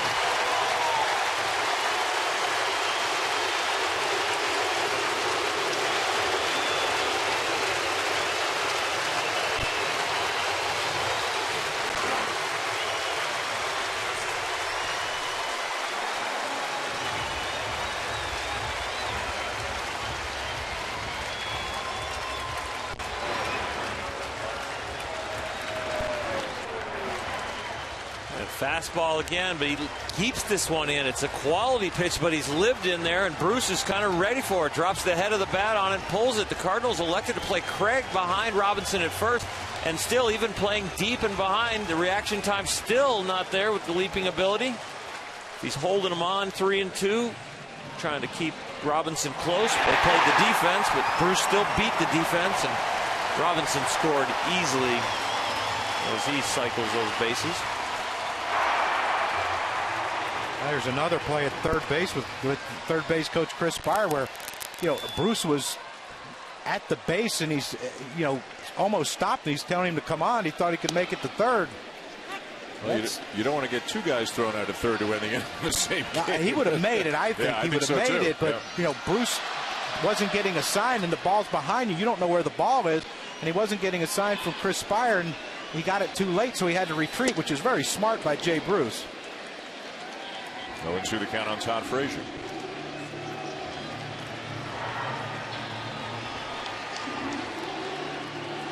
Anyone who's ever coached third, if you haven't been out there for a while, I tried it in the minor leagues. Oh my gosh, it's scary. And the inning is over, but a big 2-out hit by Jay Bruce, and the Reds have a 2-run lead.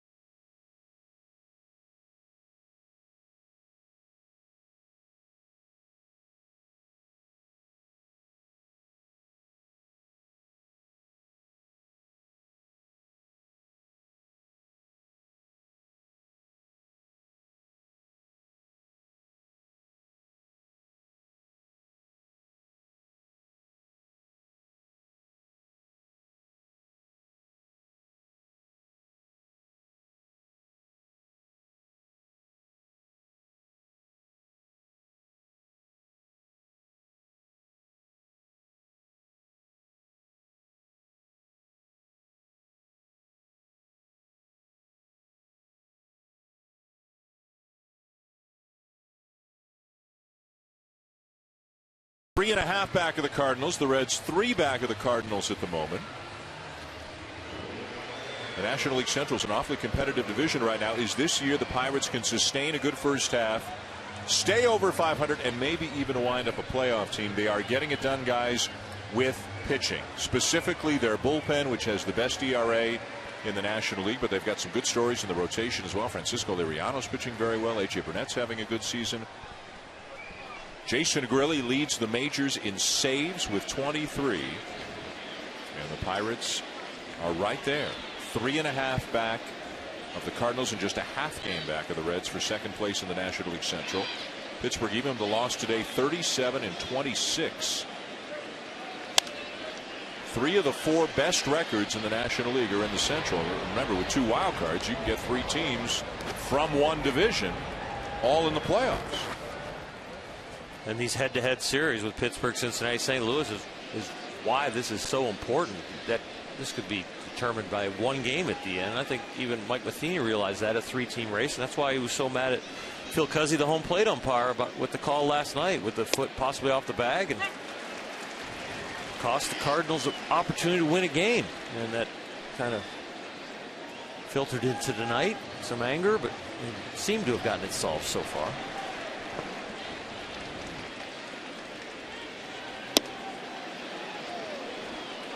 Pirates get a lot of love kind of mid-season, and then they disappoint the city and the organization and a lot of people around baseball when they have faltered the last couple of years, last month and a half or so. Could this be the year they could hold on?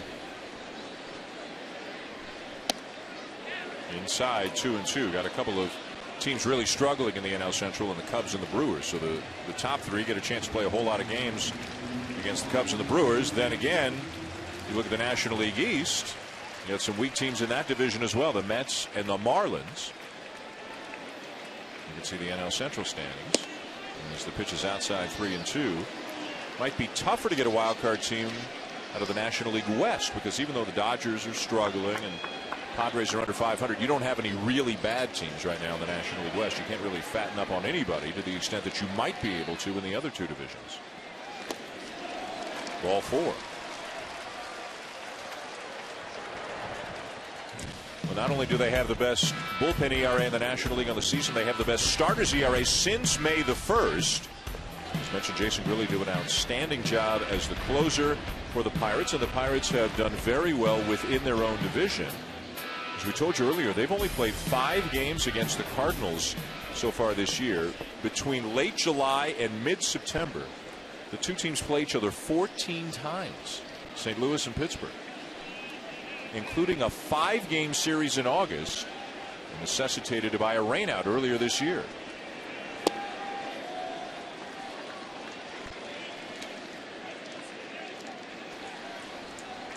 Last time the Pirates finished over 500, 1992.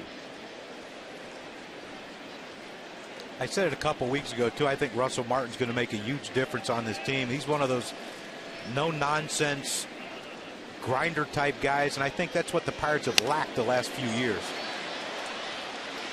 Alan Craig skies one into foul territory for Todd Frazier. One down.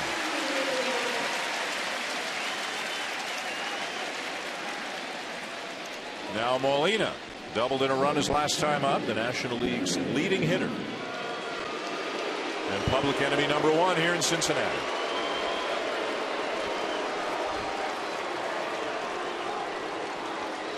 Tell you what, if he wasn't any good, they wouldn't be booing him.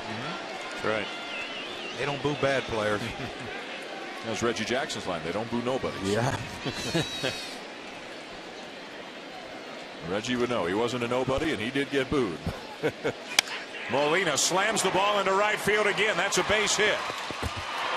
Holiday to second. Molina 2 for 3. What a swing. That was just a great approach. It looked like the whole front side was closed for Molina, and that he was going to right field right there. Look at the front shoulder, the front hip, the front knee. It's all tucking in, staying closed, get the foot down, read the pitch, and drive it to right field.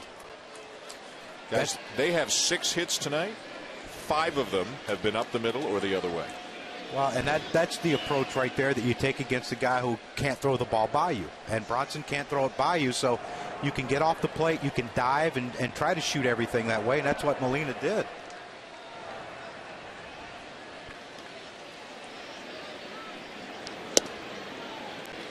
David Freese, the batter, has struck out and grounded out. Problem was he hit it too hard to get Holiday to third. I hate when that happens.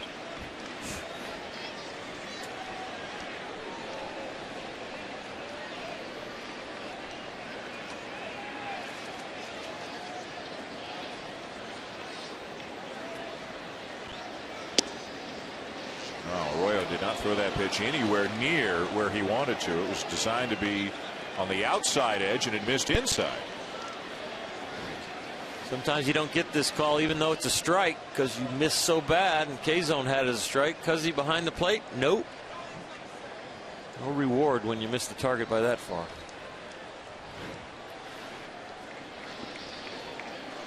It's a strike. It's a strike. I know. I don't care how much he moved his glove. But it does fool the umpire. Yep. Right in the middle of the plate with that one, and Freese upset with himself. He knows he missed an opportunity to do some damage.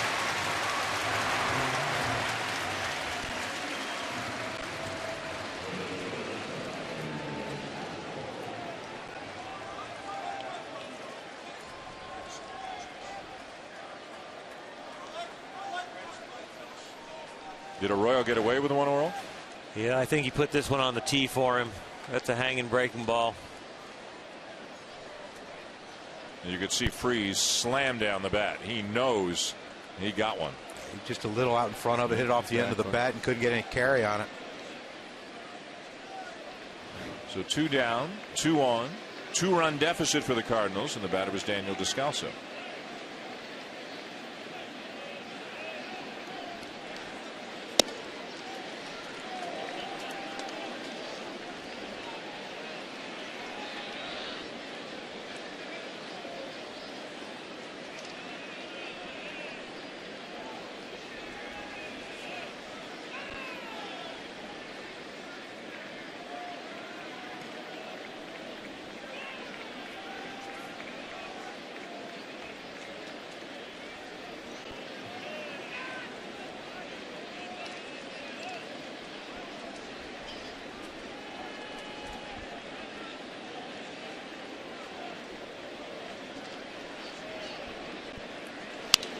Now to play 1-1.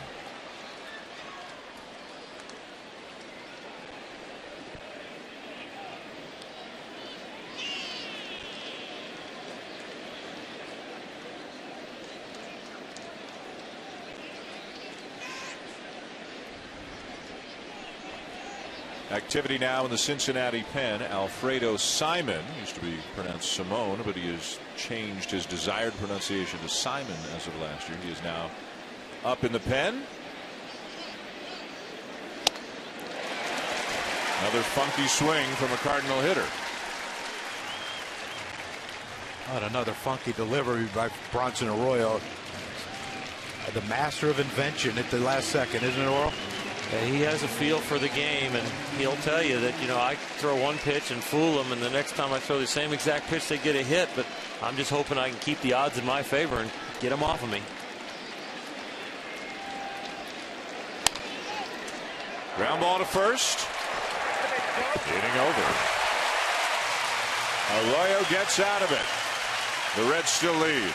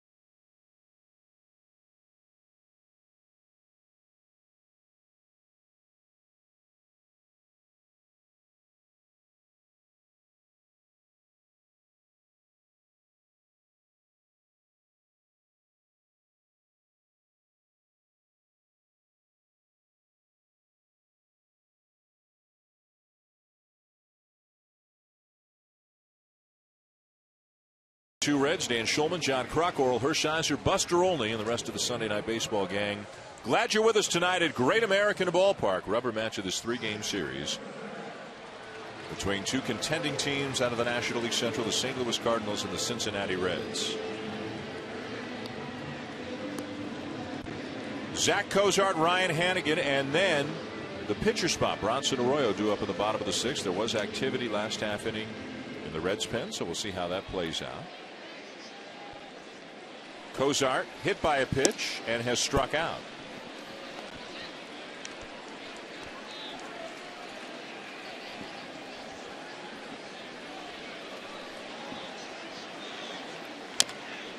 We talked a little bit about that St. Louis rotation, the best rotation ERA in the National League. Lance Lynn's an 8-game winner. Adam Wainwright's having a sensational year. The rookie Shelby Miller is having a great year as well. He's actually leading the National League in ERA right now at 191, just ahead of Clayton Kershaw and Patrick Corbin. And they've had some injuries. Jake Westbrook is on the DL right now, could be back in a week. Jaime Garcia's on the DL. He's out for the season. So they've used a lot of rookies as well. Michael Wacha, Tyler Lyons.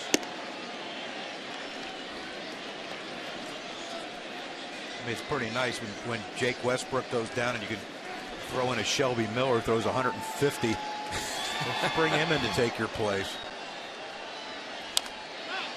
But the leader indisputably is Adam Wainwright, who kind of inherited that job role from Chris Carpenter. Carpenter trying to make a comeback, not willing to concede yet that nerve problem is going to end his career, but Wainwright's kind of taking over that leadership role right now. Oh, Dave Duncan, who used to be the pitching coach, then you go back all the way to Pat Henkin and then Chris Carpenter, now Adam Wainwright at leadership. I'll tell you what, they have a great pedigree and a great culture for pitchers. And you think about how most of them did it. Miller in the bullpen, Lynn in the bullpen, Wainwright when he first came up in the bullpen. They let him get their feet wet in the bullpen. Well, not Wainwright. They threw him right into closer and he helped them win that championship. But all of them start in the big leagues. We're going to let them work their way into the rotation, and they did it, and it was great. Well, Oral Hershiser had a chance to talk to Adam Wainwright yesterday and asked him specifically about Joey Votto. But here's what Wainwright had to say about facing batters. I learned from an early age that you don't give a hitter too much credit. I'm going to say this, and lots of hitters are going to be ticked off of me, but they're just big dumb animals up there, I think.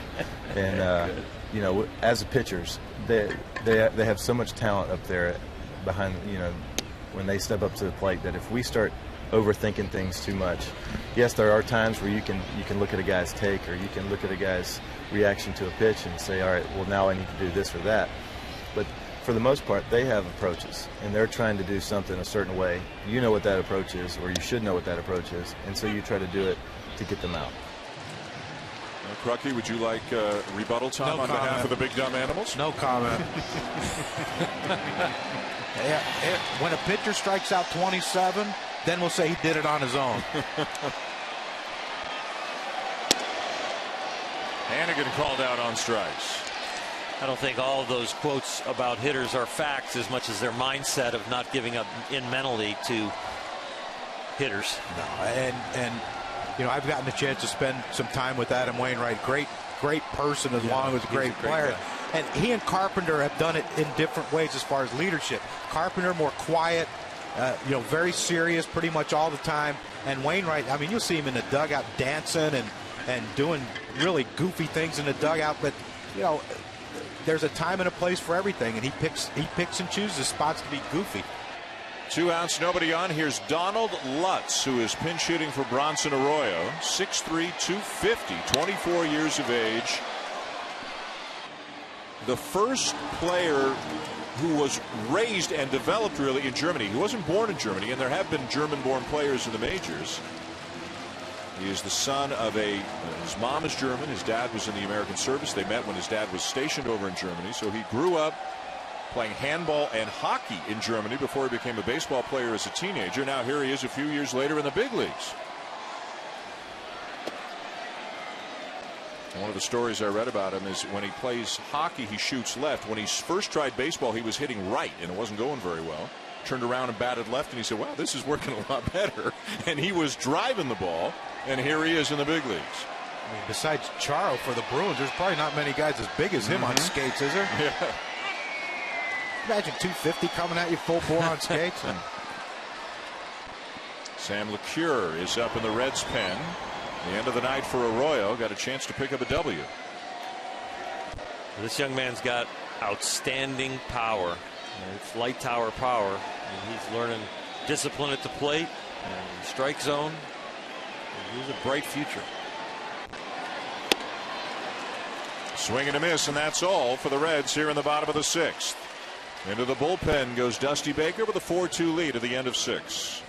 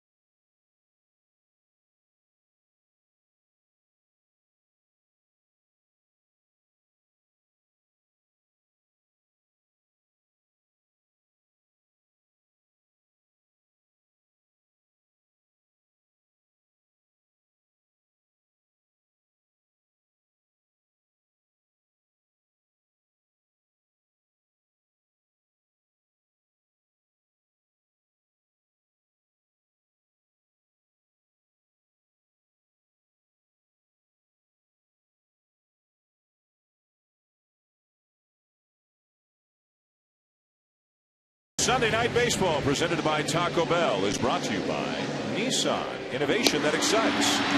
iShares by BlackRock. Visit iShares.com to learn more. And the makers of One A Day Men's, the official multivitamin of MLB, specially formulated for men. To the 7th here in Cincinnati, the Reds 4 and the Cardinals 2. To the bullpen to go the Reds for right-hander Sam LeCure. Bronson Arroyo, 6 innings, 2 runs, 84 pitches, 1 comebacker off the knee, and a chance to pick up win number 7.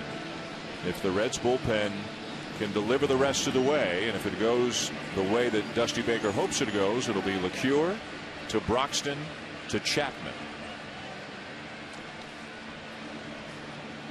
They're without a couple of injured relievers right now. Right-hander Nick Massett, left-hander Sean Marshall, so a little thin in the pen. As John Jay, the number 8 hitter, leads it off for the Cardinals.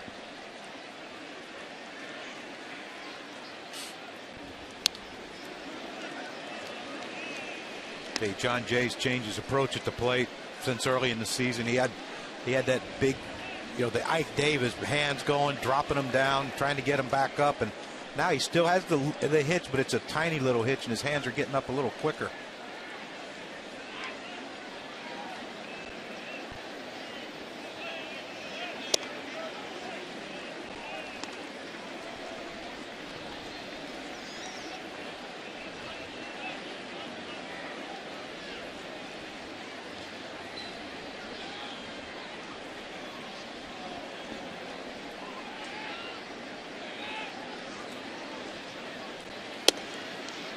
Two and one, the count on Jay. Matt Adams in the on-deck circle to bat in the pitcher's spot, then back to the top of the order for Matt Carpenter here in the 7th inning.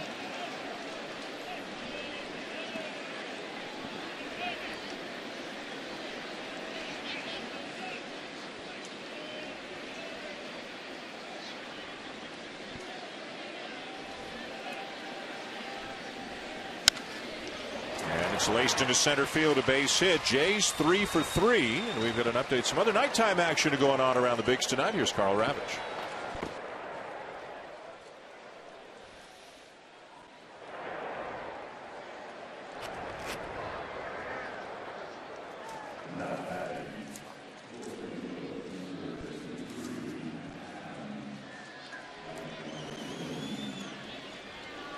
All right, Carl, thanks. Here, meanwhile, in Cincinnati, the tying run now comes to the plate for the Cardinals in the 7th. As you check out the latest standings in the National League East, boy, the Nationals can get back to the 500 mark, but they've had a disappointing season. A lot of injuries and things just not going the way they wanted them to go. Both Harper and Strasburg on the DL right now.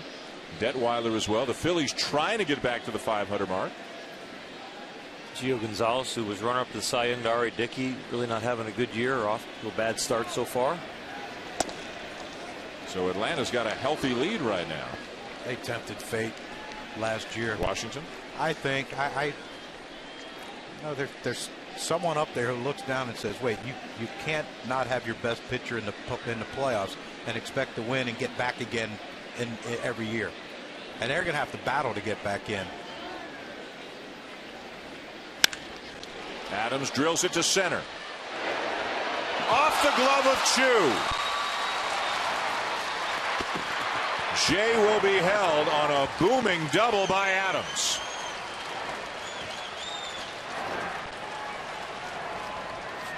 You saw a couple balls play tricks on Chu. One, he went over his left shoulder and hooked back around, and boy, Adams just really put a good swing on this ball. Look at just a beautiful compact swing. I mean, Chu did everything right. He turned the right way. He ran the right route.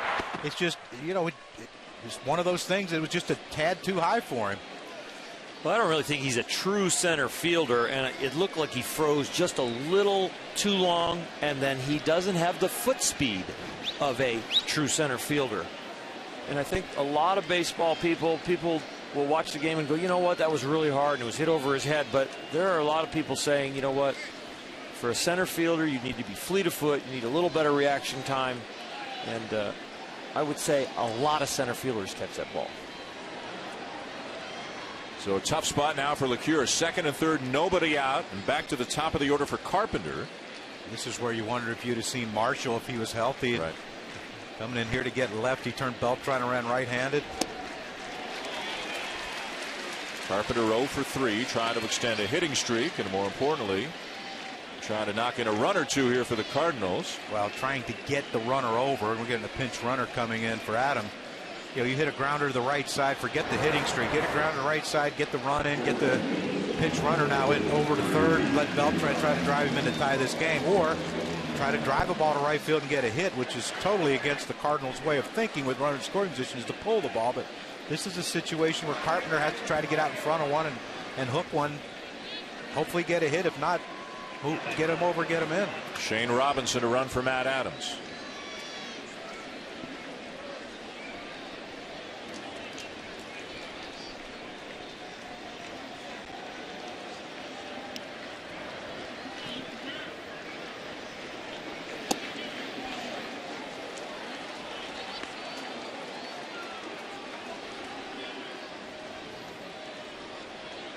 Cardinals with incredible numbers, as we mentioned, with runners in scoring position this year. Just 1 for 7 though tonight. They were 8 for 19 Friday, 1 for 7 last night, 1 for 7 so far tonight. They're struggling. And up and down the lineup, you see guys hitting 360, 370, sometimes over 400 on the season with the runners in scoring position.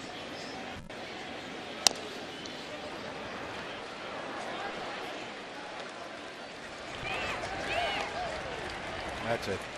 That swing right there by Carpenter is a beautiful thing. He jumped out in front of it from LeCure and tried to hook it. He's not trying to get a base hit, just thinking extend my hitting streak. Look how far he got over. Look at how his left hand rolled over the bat, tried to set the bat angle to pull the ball. That's not a guy who's worried about his hitting streak. That's a guy who's more worried about doing his job. Passing the baton. Yep. Driving a run, move a runner, pass the baton. To run producers behind him in Beltran and Holiday.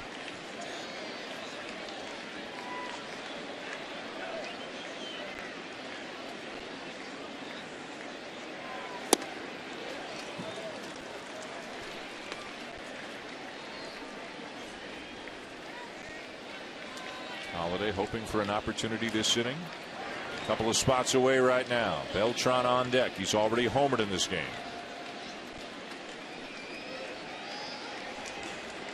I won't be surprised if Reds right here, LeCure doubles up inside, tries to lock him up. Gone awful slow with the breaking stuff. Back-to-back fastballs in might get him. Nope, they're going to go away, it looks like. Tried to go away, but hung a breaking ball over the middle of the plate. The breaking ball has been a pull type breaking ball to speed, and Carpenter's been able to get out in front, of course, to try and hook it over there. And you're trying to get an out if you're the pitcher to the other side of the field. And I would just think that the fastball in would be a shot at it. Yeah, when a guy's jumping out and trying to hook the ball, you throw him in, he's going to get jammed. Yep. There's no way around it not getting jammed. Now, direction of where the ball goes that's something that can't be predicted, but the better shot is he's probably going to hit a little roller back to the pitcher or a little pop-up somewhere.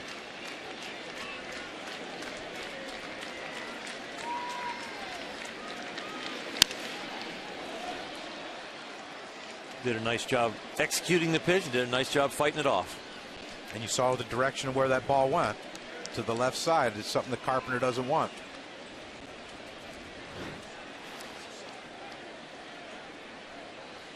The little four-seamer, he's trying to run in, staying on the inside part of the plate, and you see it. He ran out on the breaking balls to try to hook him, and the fastball beat him in. But this is what guys who are hitting, coming in the game hitting 340, 350. That's what they do. They foul it off.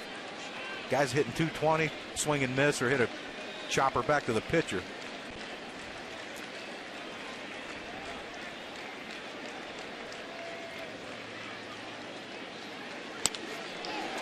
Liner to right, a base hit. Jay in to score. To third is Robinson. RBI single. 18-game hitting streak for Matt Carpenter. One-run game. So they did everything he was supposed to do, plus reach base. Get the RBI in there, move the runner over, and stand at first safely. Breaking ball, John, and he just stays right on it and drives it to right field. That's where you got to maybe question the pitch selection, because he just jammed him on a fastball to have him flare one over the dugout, and he throws him something he can catch up to. So the lead is down to 1. The Cardinals continue to threaten, and we'll have a pitching change here in Cincinnati.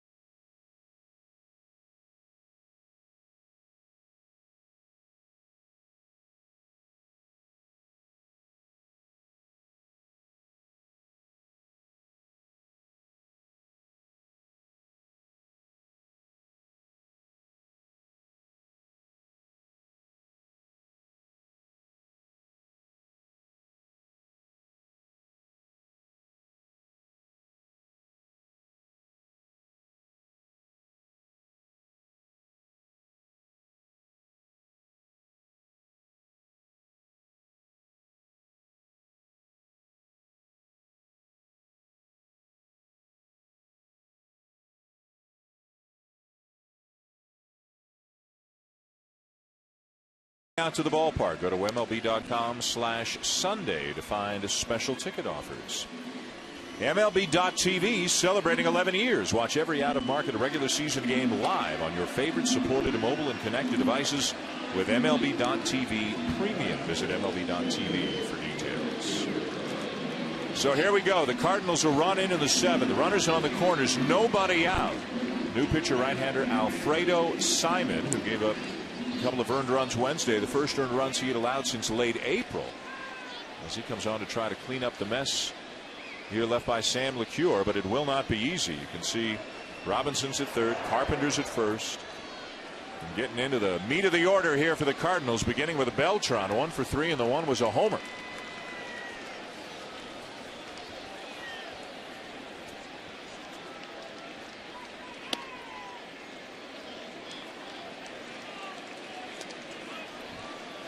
Matt Holliday's on deck.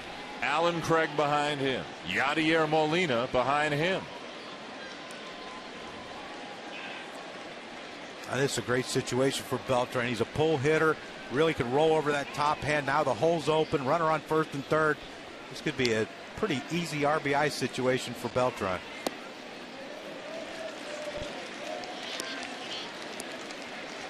And now 2-0. This is where, if you're Simon, you really need to pitch not to save the runner at third. You need to pitch to prevent anything more than the runner at third scoring. You almost have to concede the tie with the guys coming up and try to keep Carpenter from scoring on first base. High fly ball to deep right. And Bruce makes the catch on the track. In to score to tie the game is Robinson.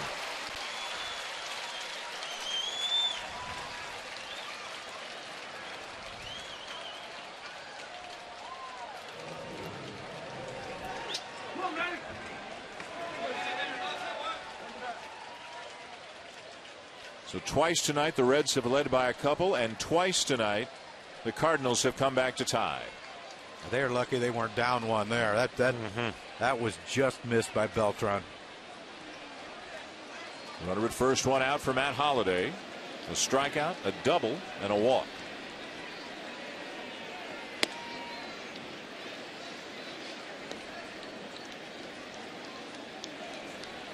Carlos hit 2 high pitches earlier for the home run and long hit out there in left center, but that one was high, but just a little more velocity, just couldn't get to it.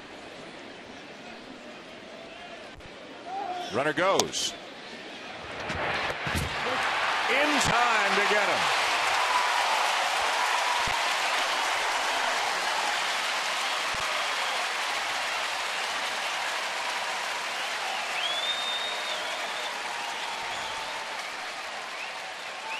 Ryan Hannigan throws out Matt Carpenter. Carpenter looked like he got a great jump, but that was an unbelievable tag by Brandon Phillips. You talk about the great plays he makes. That's a play right there that will go unnoticed as far as the spectacular plays he makes, but that's about as good as you get right there as far as a quick catch and tag. He's getting the ball in front of the bag instead of waiting for it behind, using the bag as protection. He went right across the runner's path.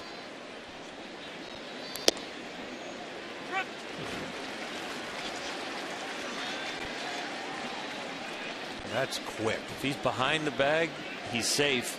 But since he's in front of the bag and took the risky route, he gets it and gets it down.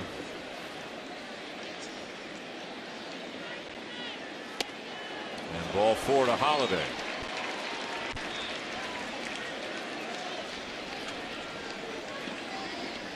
Risky on. I don't know if Carpenter had the green light, or I don't know if Mike Matheny put the steal on or something, but it's risky. I mean, Simon's got, it was 2-0 to Beltran when he hit that deep fly ball, which might not have been a strike. Now he walks Holliday on 4 pitches. Brian Price, the pitching coach, to the mound to talk with Simon. Tuesday night, ESPN has a couple of World Cup qualifying matches for you.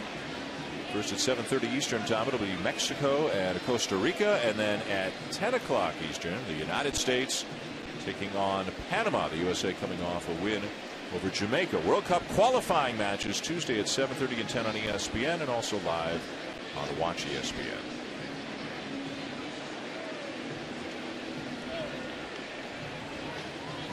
You know, you can imagine if these two teams were to meet, say they were to wind up in a National League Championship Series against one another, you can just imagine what the series would be like. It would be intense and hard fought. No love lost between the teams or the towns when it comes to baseball. Great tradition in both cities. Great baseball cities, too.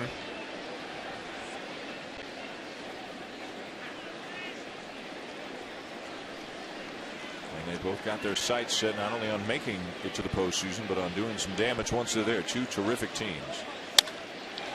Alan Craig hits the ball hard, but Chu is there to get this one on the edge of the track. 7th inning stretch. Tie game.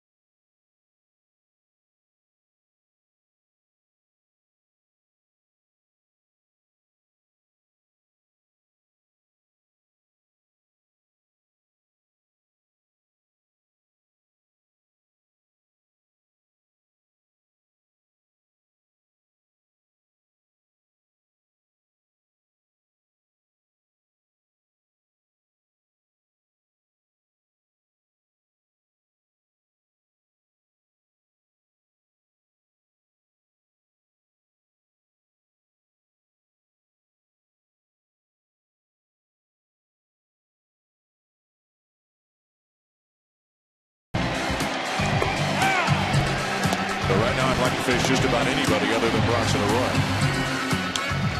Flares it toward right field, a base hit. Deep center field, gone. Flying down the right field line. Off the glove of Chu.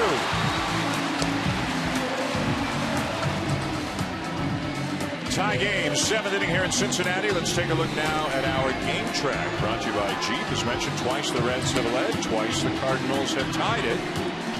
It's in the hands of the bullpens right now, tied at 4. We'll get back to this in a moment, but this week's a special week in Cincinnati. This week marking the 75th anniversary of as unusual and remarkable an accomplishment, guys, as there's ever been in baseball. Johnny Vandermeer, the only pitcher in baseball history to pitch a no-hitter in 2 consecutive starts. On June the 11th, 75 years ago, he no-hit the Boston Bees, as they were known. They were the Boston Braves for most of their history, but they were the Boston Bees in 1938. And then 4 days later, he no-hit the Brooklyn Dodgers. Had a little control issue in the second game. But I guess when you're working on your second consecutive no-hitter, you get a bit of a long leash, Earl, from your manager on that. I wonder what his pitch counts were in those games. No. The counter hadn't been invented yet.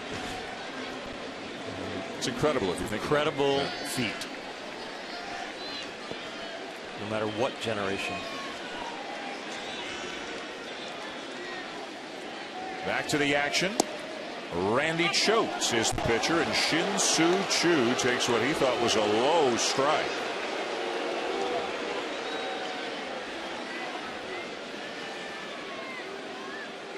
Choate, veteran left-hander, a real specialist. And there to face Choo and presumably Votto a couple of batters from now. Love these relievers like Choate that have the unorthodox delivery and come at you from the left side and a little bit of herky-jerky. I know you didn't love him, John. Not a bit.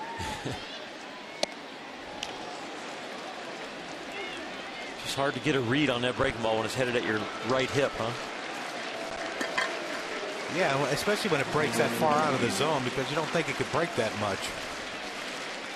And he threw 2 pitches in, one a strike, one off the plate to Chu to set up that pitch away.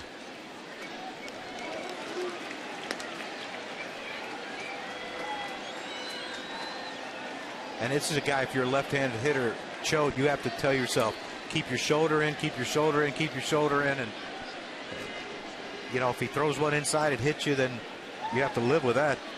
And believe me, Chu's been hit enough. He knows what that's like. 17 times this year. And you're trying to shoot him to left field the whole time? Yeah, you have to.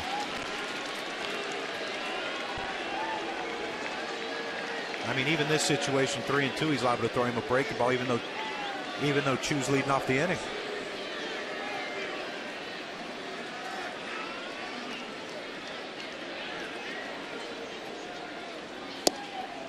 Ball 4. Chu draws his 44th walk of the season.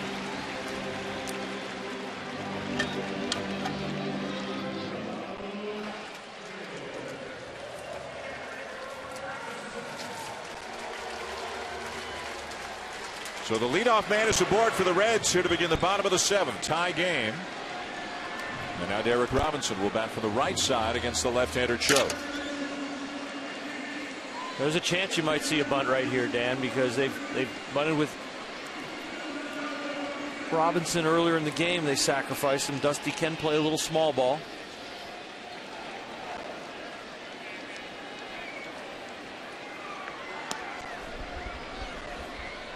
Gets it down back to the mound. Choate thinking about it, fires to second in time to get the lead runner. So you got to get a better bunt down than that if you're Robinson, especially with no strikes on you the very first pitch. If you're going to not create an angle, you've got to be very adept at deadening the ball. And this ball not only has terrible direction, but too much velocity going right back at Choate. And it practices in spring training. I don't care if you've had PFP, pitcher fielding practice or not. This is the easiest one there is. You don't have to worry about anything if you're the pitcher, you've got enough time to get anybody. Yeah, and it was bunted to his glove side so he could turn, catch the ball as his momentum's taking him to second base, and it was just a catch and throw. Not a very difficult play, but not a great bunt by Robinson. Now Votto, a couple of walks and also a strikeout tonight.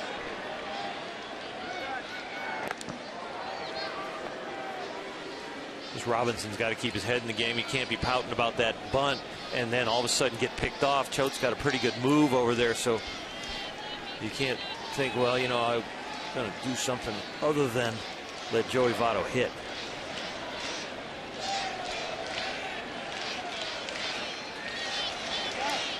Votto looks like he's sneaking peeks at where the infielders on the left side of the diamond are playing. Maybe Descalso, the shortstop, trying to see how much he's shading him up the middle. Votto just 1 for 6 in his career against Choate.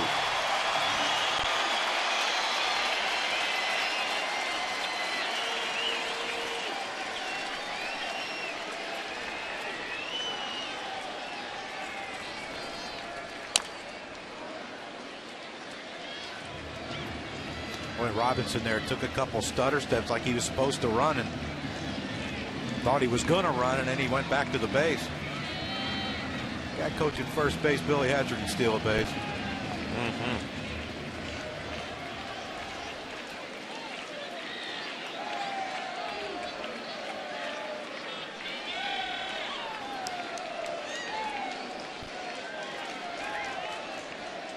Go ahead run at first. 1 out, bottom of the 7th. Swing and a miss, 0-2.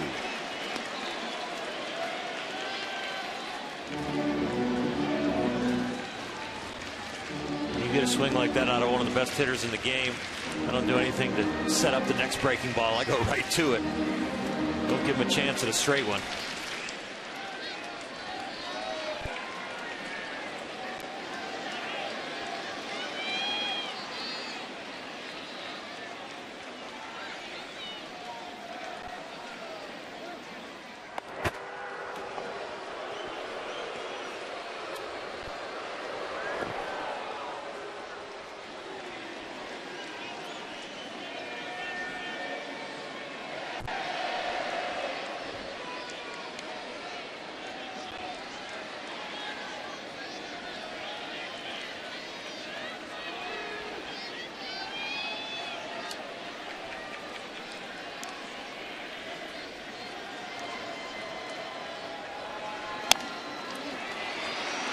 Could be trouble, and it drops.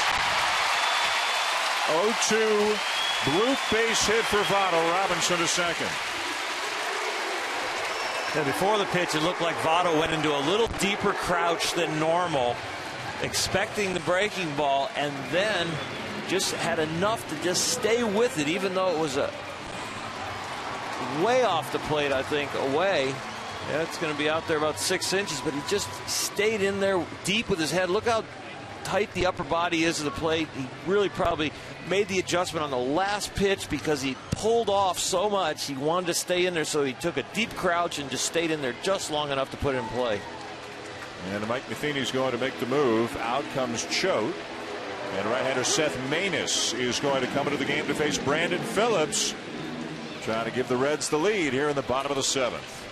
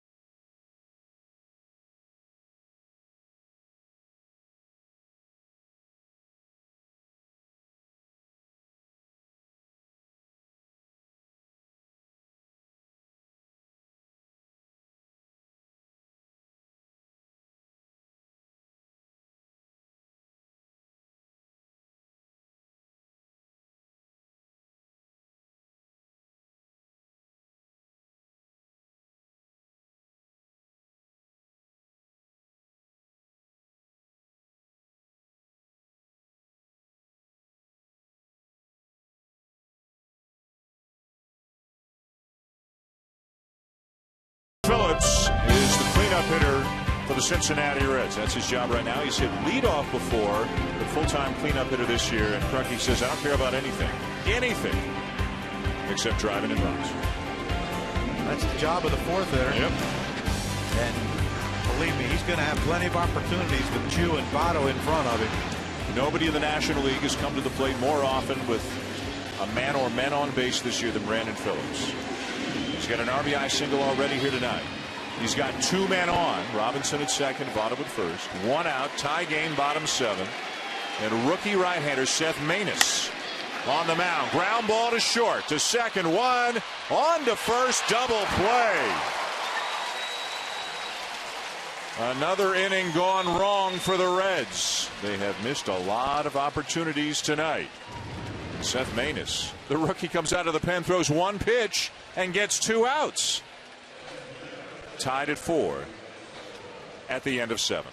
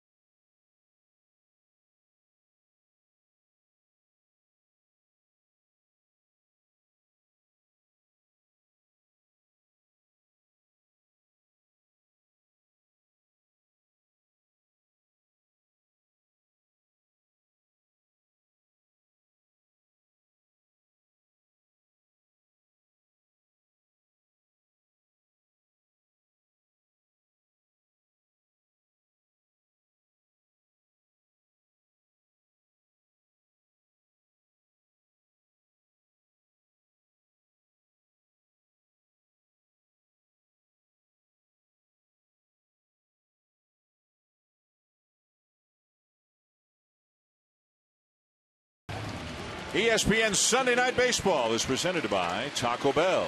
Sometimes you gotta live Mas. And in part by Bayer Advanced Aspirin, the official pain reliever of MLB. Try targeted relief with the power of Bayer Advanced Aspirin. And White House Down in theaters June 28th. Tie game going to the 8th inning here in Cincinnati. Cardinals and Reds. Sunday Night Baseball on ESPN. Big right-hander Jonathan Broxton into the game for the Reds. Facing the National League's leading hitter in Yadier Molina, who's 2 for 3 tonight. And against Bronson Arroyo, Yadier looked like everything he set his sights on was hitting the ball up the middle and the other way. A couple hits the other way. And against Broxton, little different animal. There's going to be some gas coming out of that arm, and he's going to. Yeah, this is where Yadier might try to jump out in front of one and pull him try to hit a go-ahead homer. 4 for 8 in his career against Broxton. Slider in the dirt, a ball and a strike.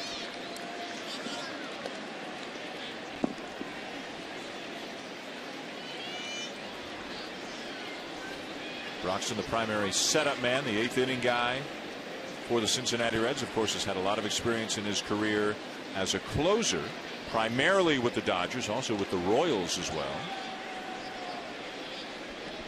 You get to this point in the Reds bullpen, it's kind of like let the flames begin. Jonathan Broxton and then Aroldis Chapman coming in. You're going to get a lot of gas. Broxton better be careful where he's locating this one.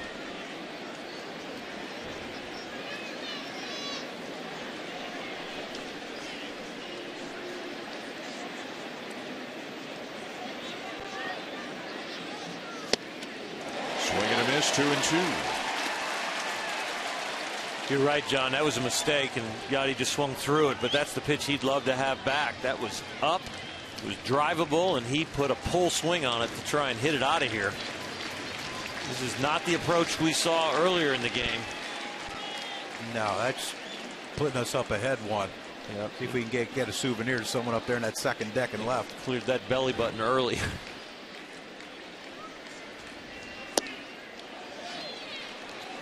Speaking of gas, up in the Cardinal pen right now, right-hander Trevor Rosenthal.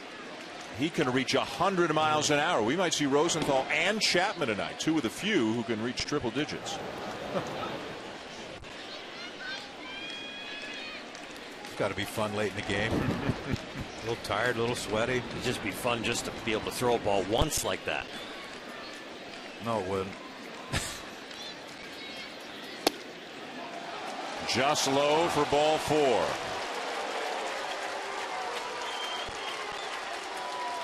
He's had some great at bats, and now there's a great take to get a leadoff walk.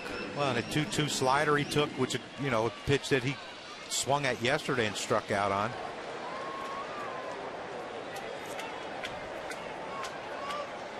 As you look back over this game, if the Reds lose it, they've got nobody but themselves to blame. Twice they bunted into an out instead of getting a sacrifice down.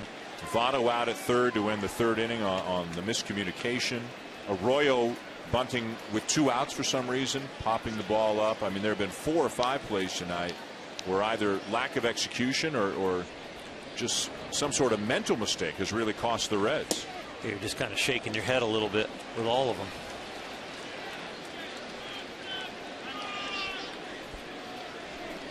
Hannigan shaken up. He caught that ball awkwardly. It looked like I don't know if it was a slider or a cutter Broxton's trying to throw, and he kind of pulled it. Watch Hannigan go after this ball. He kind of went after it a little funny. Setting in, it goes away. It looked like he rolled his ankle a little bit. It's a dangerous position.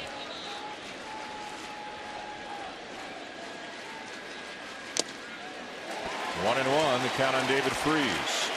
He's got the hitting streak, right, Dan? Yeah.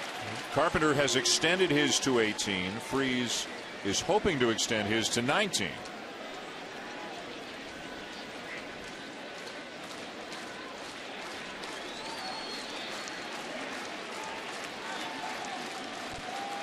Molina the go-ahead run.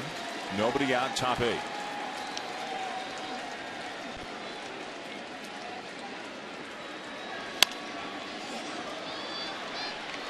Broxton throwing a lot of sliders here tonight.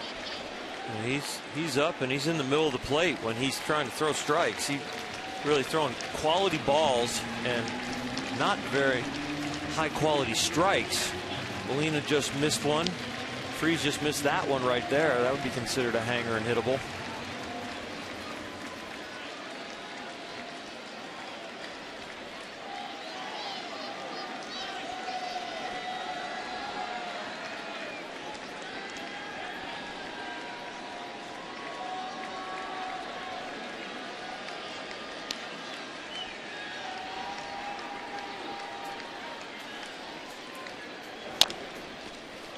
Ground ball weakly hit back to the first base side of the mound. Broxton will take the out on Freese. Molina to second.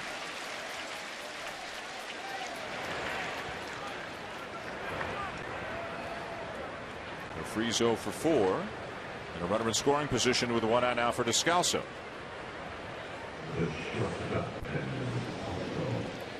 Cardinals winning Friday night. The Reds bouncing back with a win last night. St. Louis leading Cincinnati by 3. Pittsburgh by 3.5 atop the National League Central.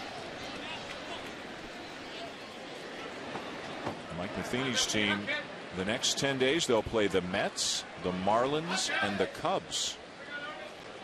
So they've got a chance maybe to fatten up on some of the weaker teams in the National League. And we'll see the Cardinals again 2 weeks from tonight at home against the Texas Rangers in a rematch of the 2011 World Series, of course, won in incredibly dramatic fashion by the Cardinals.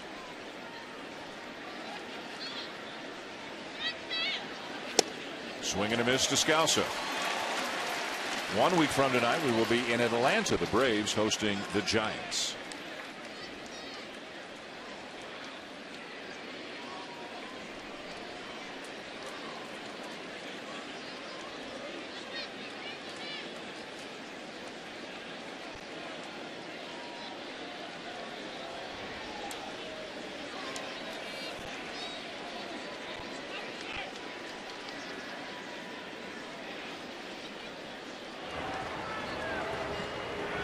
Makes sense.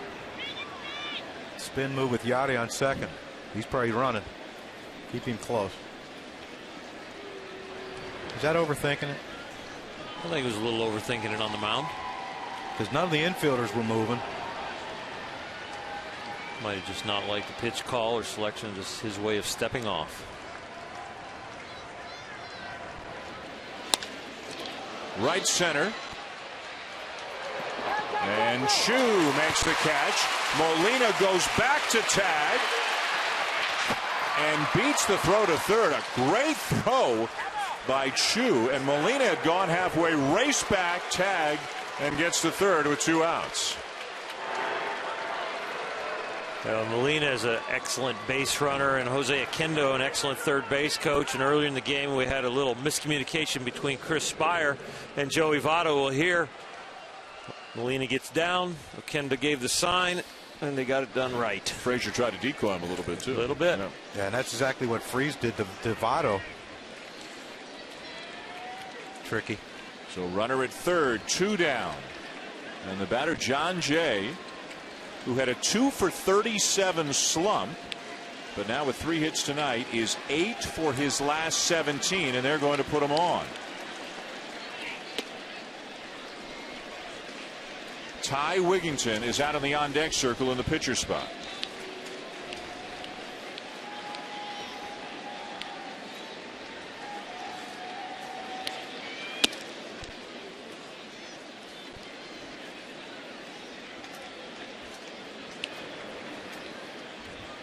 Only right-handed batters left on Mike Matheny's bench.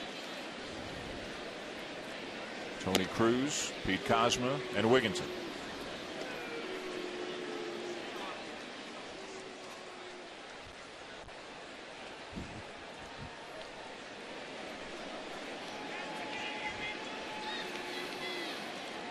So Jay takes the walk, and it'll be first and third, 2 down. Well, do the Cardinals have another big 2-out runners in scoring position kind of hit in them? That's been their specialty all season long. Wigginton hitting .209, 5 for 21 as a pinch hitter.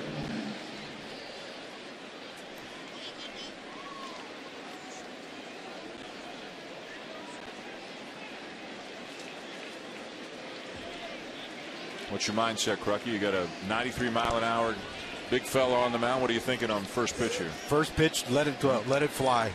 That's whenever I pinch hit, that was what I tried to do. Get a fastball early, because they're going to try to get ahead of you because you're coming off the bench. But I think you got to try to jump him early. You know what he throws. You know how hard he throws. And Wigginton's a veteran. Look, first pitch fastball and let it fly. Got the fastball, but he took it. Well, now you got to try to hit the slider.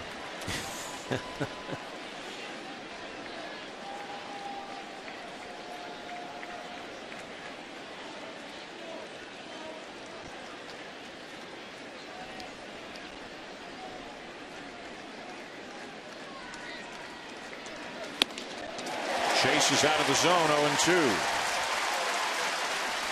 Might not mess with the slider, or well, he might not with Molina on third, risking the fact that he might spike it, and he feels like he can beat the veteran upstairs. Might see him go up the ladder a few times right here. You go to overthrow that slider, you leave it up, you could spike it in the dirt, maybe go 94 right back up at the letters.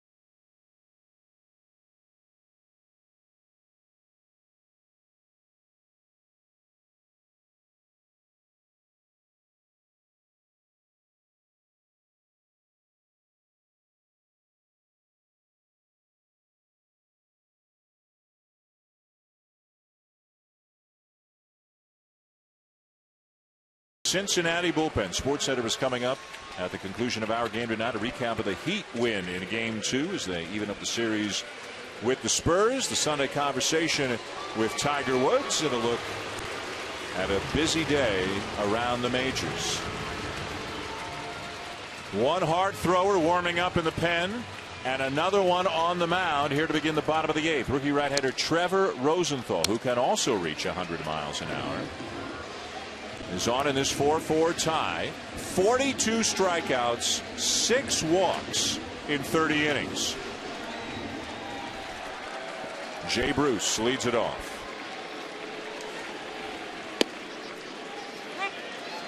And they flipped him one in there.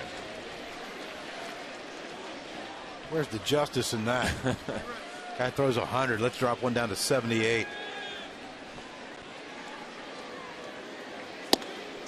'96 and a strike at the knees.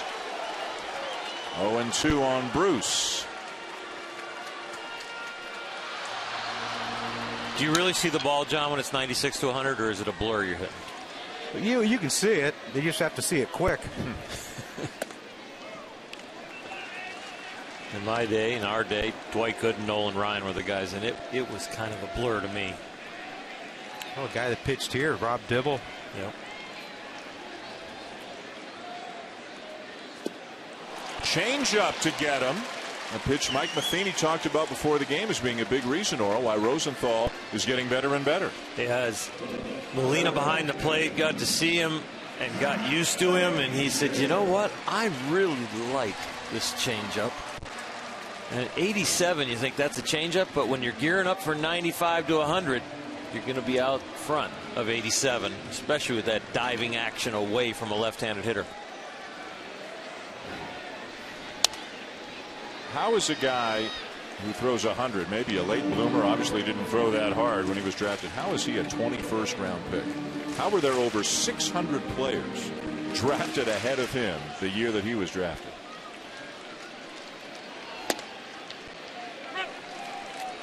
Maybe mechanical. Maybe they changed his mechanics and got him to use his legs more. And gained probably a lot of location after leaving the draft, and might have gained some velocity just from cleaning up his mechanics.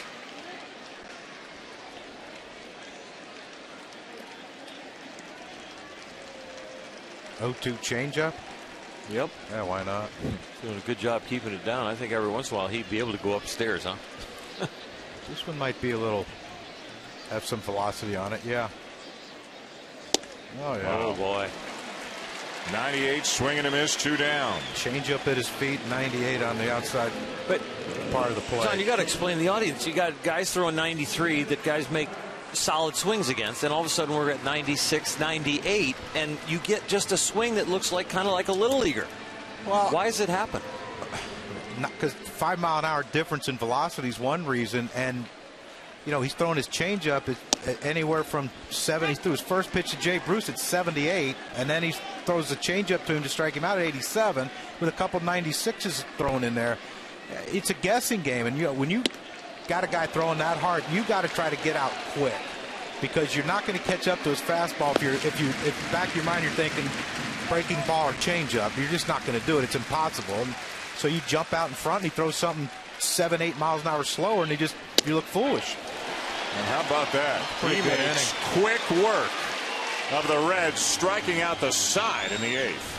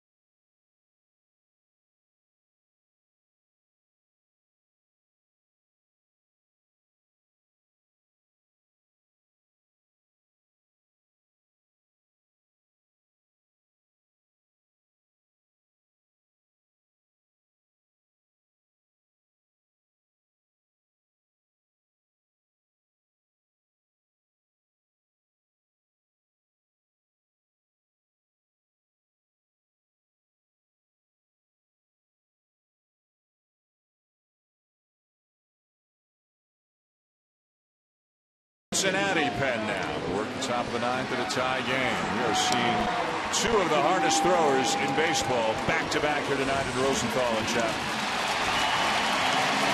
ESPN's got more Major League action coming your way this week. Tomorrow night, Monday Night Baseball presented by USAA, the Red Sox and the Rays at 7 Eastern. Wednesday night, brought to you by T-Mobile, the Indians and the Rangers. And then 1 week from tonight, we'll be in Atlanta, the Giants and the Braves. Sunday Night Baseball presented by Taco Bell. Good game here tonight. 4-4, top 9. Top of the order for the Cardinals. A reminder, Sports Center comes your way as soon as this game is over. Chapman picked up the save yesterday, but once you reach the stage of the game in a tie game, no more save situations at home. So Dusty Baker will bring his best out there to try to keep the Cardinals from taking the lead in the top of the 9. And if you want an ominous stat as Matt Carpenter makes his way to the plate, left-handers against Chapman in Chapman's Major League career hit 104, 17 for 163 with 91 strikeouts. So that's those are some of the odds Matt Carpenter is facing as he digs in. That's higher than I thought. Yeah. I really did. I was thinking I thought the first number was going to be a 0. A 104 average, 1 home run in 163 at bats. Left-handed batters. Luke Scott, the only lefty to hit a home run off Chapman in his big league career. We saw Rosenthal start at 96, top out at 99. Chapman starts at 96. And that's, if you're a left-handed hitter, that's your approach. First fastball you see, go. If it don't hit you, hit it.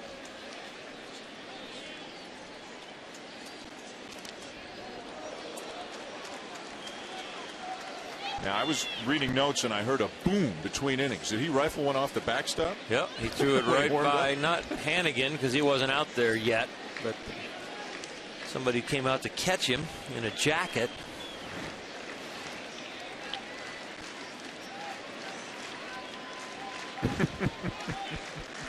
Look at the woman sitting in the first row. Yeah, that's one of those. A lot of times, if the backup catcher's out in the bullpen, one of your reserve players will go out there. I don't think any one of the reserve players wanted some piece of this one. Well, you're risking your thumbs. Just don't catch one in the pocket. You're in trouble. How about 97 with about a foot of little run on it there, huh? Yep.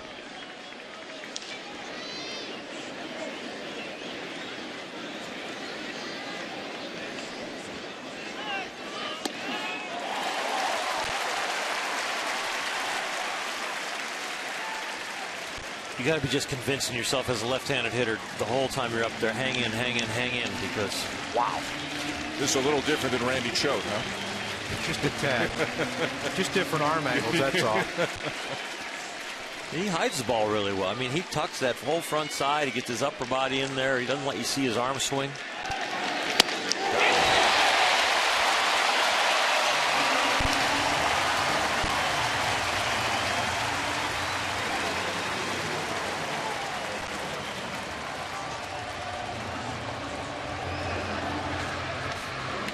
One down, Chapman to face Beltran.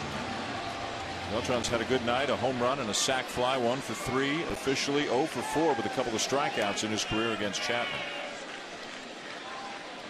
All right-handed batters now for Chapman.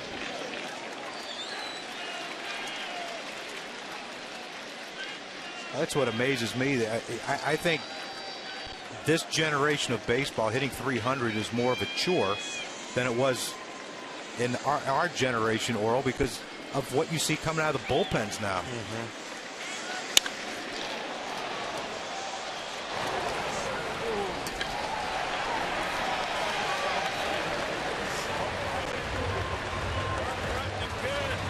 You get a couple hits off a starter, and next thing you know, you're getting the 6th, 7th inning guy that's throwing 95, and the 8th inning guy throwing 97, and the closer throwing 100. Seems like.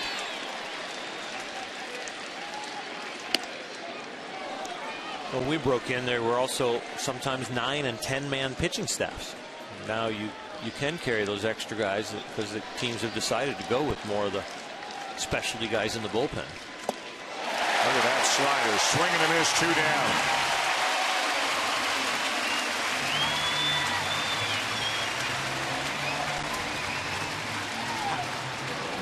How would you like to see a 100-mile-an-hour fastball and Matt Holliday catch it square? How far it would go?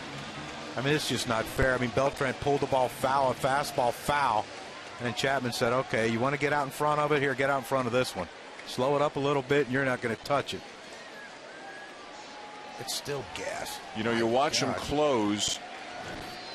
I mean, they talked about making him a starter. They were starting to stretch him up, but he just seems born for this role. Just fastball, slider, here it is. I mean, why mess with that, huh? Getting loose now, Crucky. Yeah, I'm starting to perspire. Arms warming up.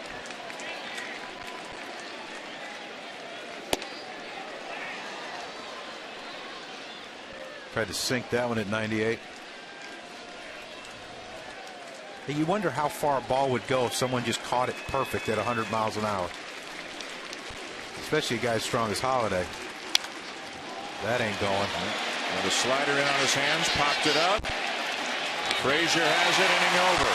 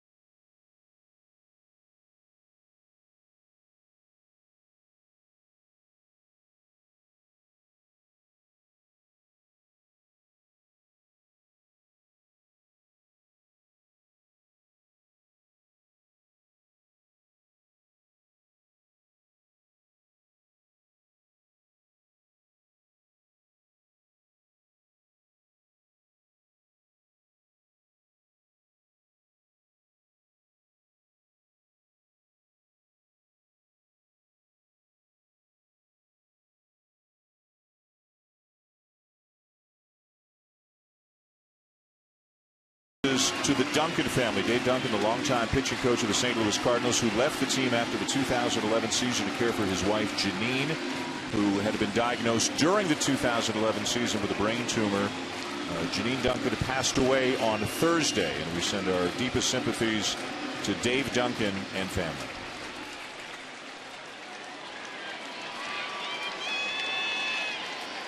Four, bottom 9. Rosenthal back on the mound for the Cardinals. Struck out the side. Bruce Frazier to Cozart in the 8th. Hannigan leading off the 9th.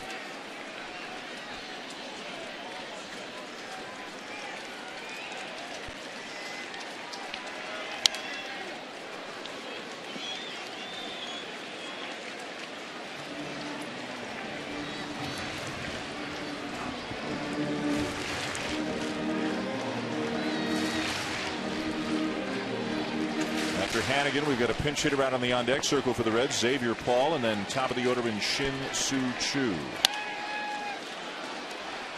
At least Hannigan's getting a piece of them. Rosenthal just overpowered Bruce Frazier and Cozart in the 8th inning. J.J. Hoover's now up in the Reds pen. So it'll be one and done, it looks like, for Chapman should this game go to extra innings.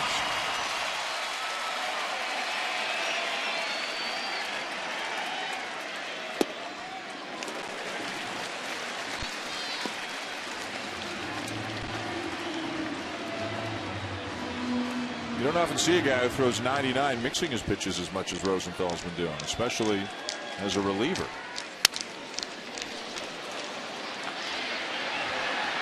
Broken bat, pop up, one down. His command's a little better tonight than when he scuffled a little bit as the closer. And the changeup has been down consistently. Throwing his fastball up when he wants to and throwing it for a strike away from righties when he needs it.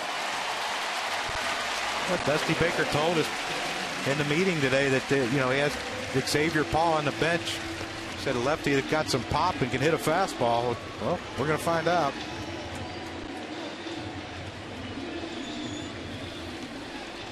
Two for 3 in his career against Rosenthal. Tie game, bottom of 9, Cincinnati. You wonder why pinch hitting so difficult. Yeah, sit here for 4 hours and grab a bat against a guy throwing 98 with a great changeup. Woohoo! How's my job? First pitch swinging, pops it up. Shallow left. 2 down.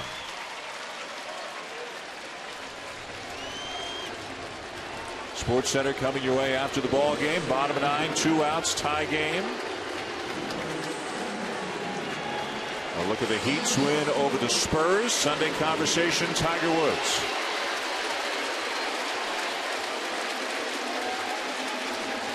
Can Shu do something here for the Reds in the bottom of the 9th? Yes, he is a leadoff hitter. Yes, we think of him as a guy who draws a lot of walks. But he's got 10 home runs this year as well.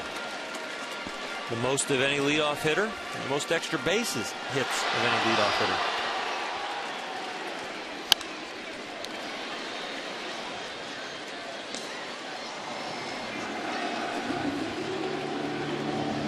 Rosenthal not messing around, throwing strikes, getting ahead of hitters.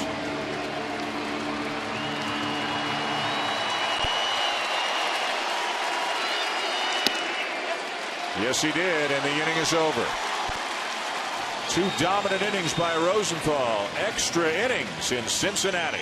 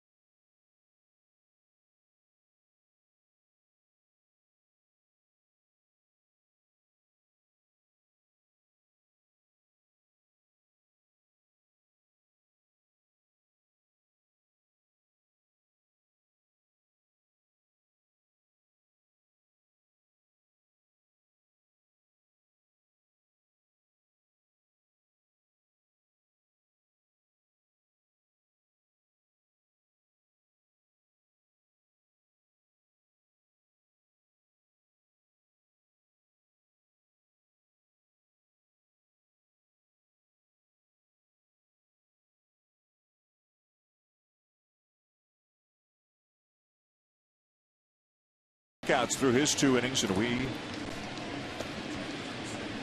are headed to extra innings. Top of the 10th here in Cincinnati. And out of the Reds pen comes right-hander J.J. Hoover. He is the 6th pitcher of the night for the Reds. Reds are a little bit deeper into their pen than the Cardinals are into theirs at this point of the game. And Hoover will face the 4, 5, 6 hitters, Craig, Molina, and Freeze, as he makes his 28th appearance of the season. Another hard thrower with a good breaking ball. And Dusty just looking for zeros now here in extra innings, hoping the bullpen can hold up longer than the St. Louis side. The Cardinals, as well as they've done this year, the best record in baseball. They're the only team in baseball that doesn't have an extra innings win so far this year. They're 0-4. Reds 3-5.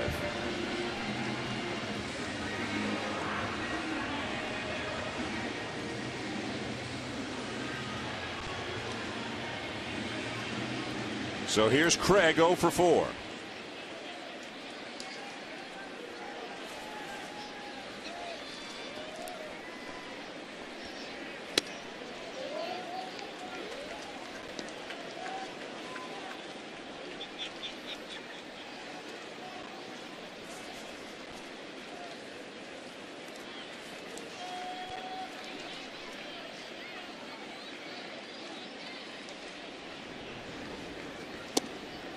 Reds got 2 in the first. Cardinals tied it in the 4th.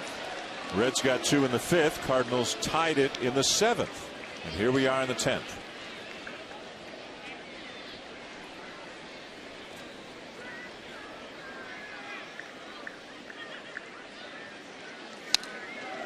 Big swing and a foul back, 2-1. Watching the first 3 pitches here by Hoover and watching every one of his warm-up pitches, he couldn't throw a ball to his arm side. Everything was pulling to the glove side. If you're watching that in the Cardinals dugout, this fits right into how they hit the ball the other way.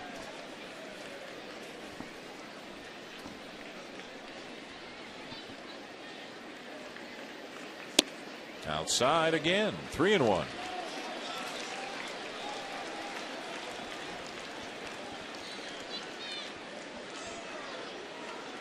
The only pitch he's thrown for a strike is his breaking ball. If I'm Craig right here, 3-1, I might be sitting on it and take a chance.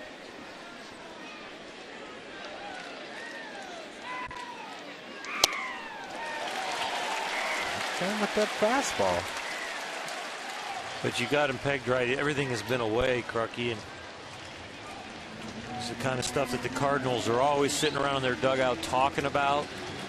We've heard so much about just the information exchange of this lineup when they go back from the bench about what's going on from the pitcher.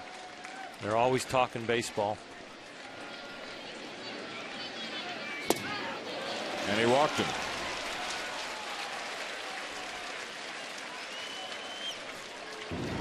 Well, there's reasons why guys are hitting into 350 and leading the league and hitting. And Yadier Molina, there's his first at bat, a breaking ball away. He hits it to center field, hit it pretty hard. But he always has his sights set on you. See, by the way, he sets his hands to hit the ball the other way. That's the double down the right field line. And then this the base hit to right field to set up an inning. And that's why you hit that high average, because you go in with the game plan, you execute the game plan, and you get, multiple hits in a game. And believe me, it's not over yet. And if Hoover keeps throwing the ball away, this is going to be a first to third situation, because he will shoot one through that hole. Molina, the leading hitter in the National League, up to 356. Off the mask of Hannigan. Well, Hannigan's had a rough couple innings, hasn't he? Yeah.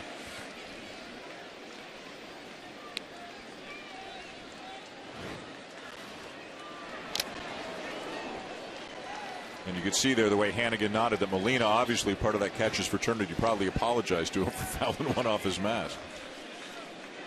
You're thankful I was left-handed. Yeah, there's a certain protocol between those 3 guys right there in the picture. Yep. They give themselves some time. They know what goes on back there.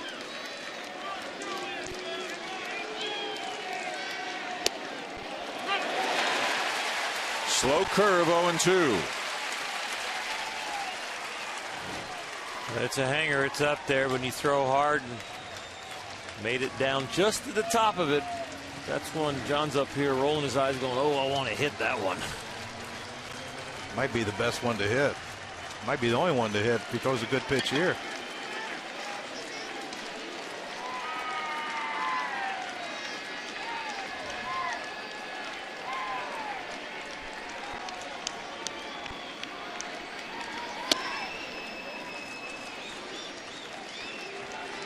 Feels like the breeze has picked up a little bit in the last minute or so. It's blowing in from left center. A little bit stronger now than earlier. We saw Carlos Beltran hit one out to left center earlier tonight.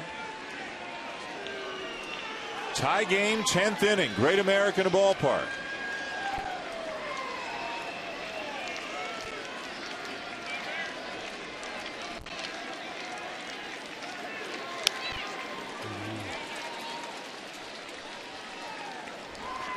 There's a slide step breaking ball, and he left it up again, John. Yeah, unless you're trying to trick the hitter, I'm not sure Alan Craig's a threat to run right here. The trouble with the slide step breaking ball, sometimes you change the timing of getting your arm up on top and getting the ball down and away from the hitter, and that's what he did. The arm was a little late and left it up. Another breaking ball, and Molina skies it shallow right center. Phillips back again. Well, he's got some kind of range.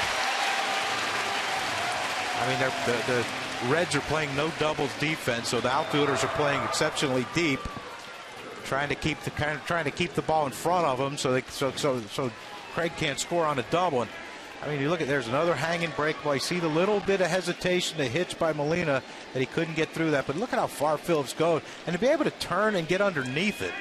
I mean, you can afford if you're right fielder and center fielder to play deeper because he can cover the shallow ball. And Robbie Alomar was great at that, going back on balls. But I mean, Brandon Phillips is special. So 1 on, 1 out. David Freese, the batter.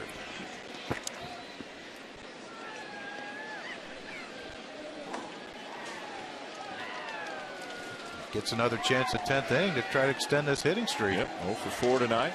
Matt Carpenter's extended his. Freese has yet to do that. Slammed his bat down once earlier tonight in frustration after hitting a fly ball to center on a pitch he thought he should have done some damage with. Down the right field line, tricky play. Great effort by Bruce, but he can't come up with it in foul territory.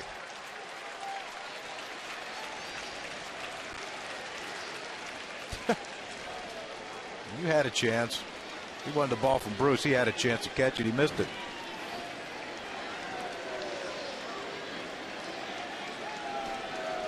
Oh. Let's see if this ball would have stayed in play. Yeah, it was definitely touched by a fan on its way down. That's why Bruce didn't throw it to him. Yep, you're right. Does he interfere with it? Breaking ball for a strike. But Hoover's got these. You got Yadier buckling on it, and double clutching, and saw David Freese right there freeze on it. Yeah, they're not picking no it up. Intended. As far as location and severity of break, it's not real good, but he's hiding the ball real well on him.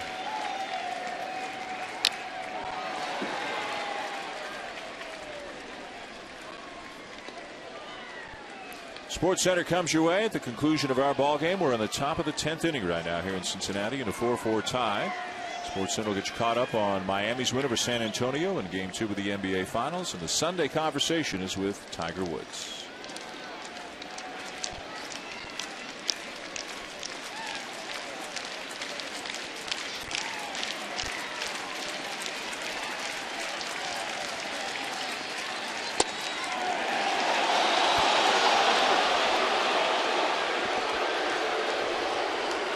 Fans had it as a strike, but I'm sure K-Zone has his ball.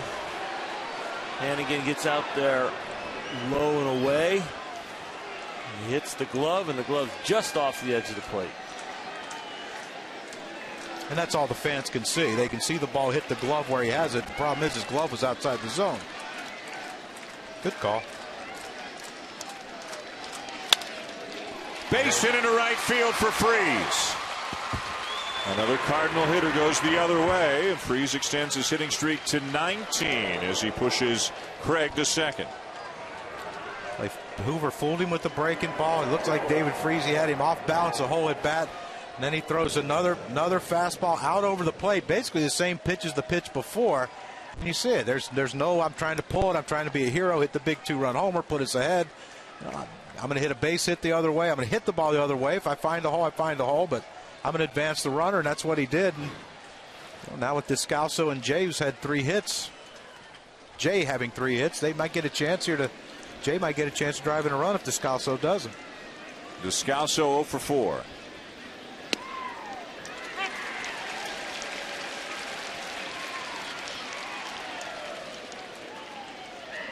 Again, a game in which the Reds have had a lot of opportunities. There have been some mental mistakes. There have been some missed opportunities when they've tried to get some bunts down and haven't been able to. Now the Cardinals threatening to take the lead in the 10th.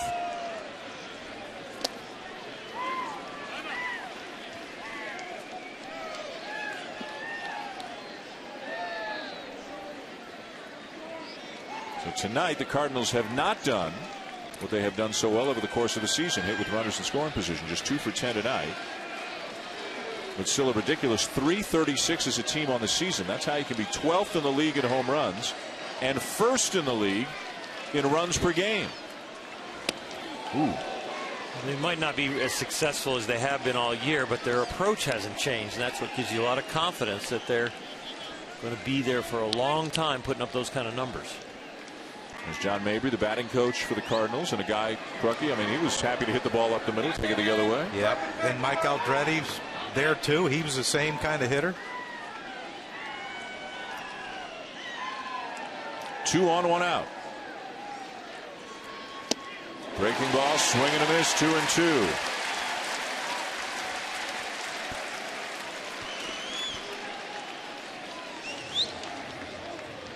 He's a really good pull-off by Descalso on that pitch. Got out in front of that curveball. He was going to hit that thing far to right field.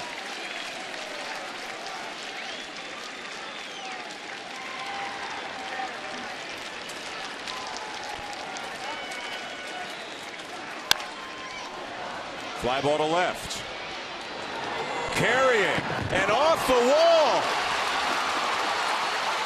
Craig rounding third on his way home. It'll be an RBI double for Descalso on a ball that just kept going and going and hit the wall on the fly as the Cardinals take the lead. I mean, pretty much the whole game, the flags were blowing in. And now look at them. The wind has shifted. It's blown out the left. And like you said, Dan, that ball, when it went up, I thought, okay, routine pop-up. Jay's going to have to get a 2-out hit if they want to put the Cardinals ahead. And it just kept going and going. And Robinson kept tracking back on this ball. And look, when the wind's blowing like this, you can say all you want. You know, well, he should have ran back to the wall. You don't think it's going that far. The wind keeps taking it. And the farther you run, the farther it keeps getting away from you. So it's an RBI double for Descalso. The Cardinals lead 5-4. Second and third, 1 out. Brian Price, the pitching coach, to the mound. John Jay is the batter. Pete Kozma has come out of the on-deck circle in the pitcher spot. Edward Mojica, the closer for the Cardinals, is now up in the pen. You expect another intentional walk here for Jay? Yeah, absolutely. I think you have to set up the force at any base.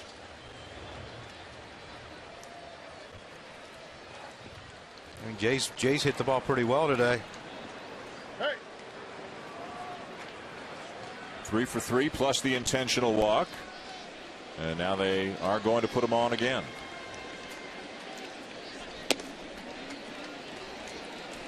And that's one of the things about this Cardinal lineup. And I remember the first time we talked about them this year, Cruck, you said they're an American League lineup. Some lineups you could say, well, 3, 4, 5 or a 1, 2, 3. These are the guys that really worry me.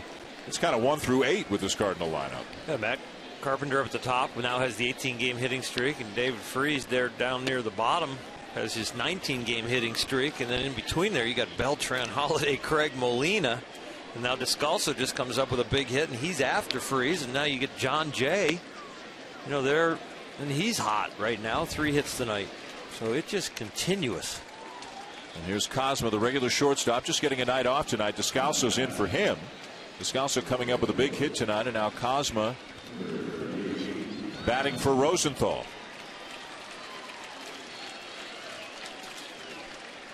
And he's had some big hits for them. Yeah, and the only guy in their lineup there that started the game, the starting eight, who doesn't have a hit's Alan Craig. And he just walked and scored the go-ahead run. And that would have been the fourth time in four games in a row that the Cardinals all position players got a hit. He would have got a hit instead of a walk.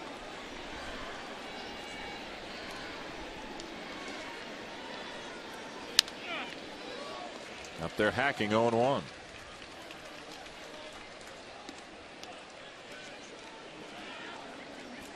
Dusty's got the infield in. They know they can't afford to let in another run. Risking the double play, turning a double play off Cosmo, who can run a little bit.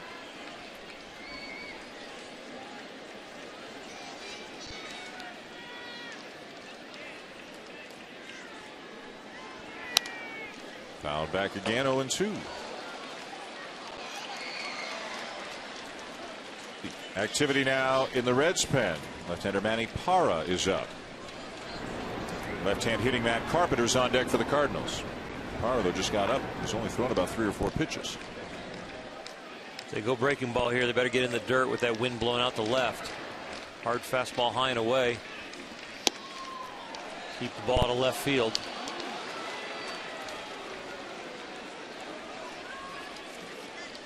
Sports Center next here on ESPN. Cardinals lead the Reds 5-4, top 10, bases loaded, 1 out.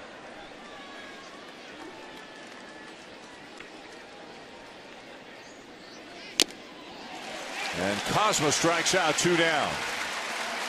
That's a good recovery by Hoover right there.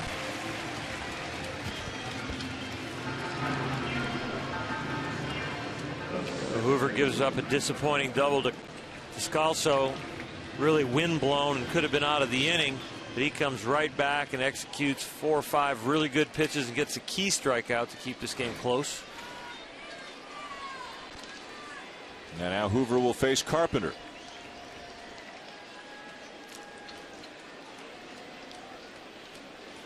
Carpenter 1 for 5, had an RBI single in the 7th.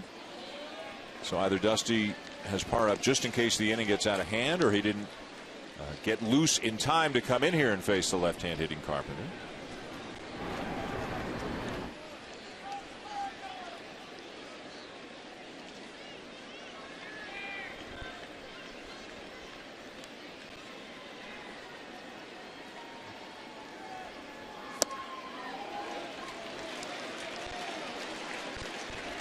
Here's where you just set on one pitch and one pitch only, and you set in a location. If you get it, let it fly. Carpenter has some power, especially now with the looks like the wind's blowing out a little bit.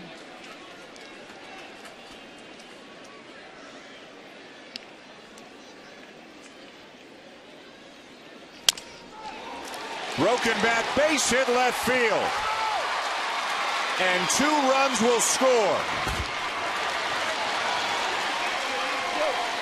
7-4 Cardinals.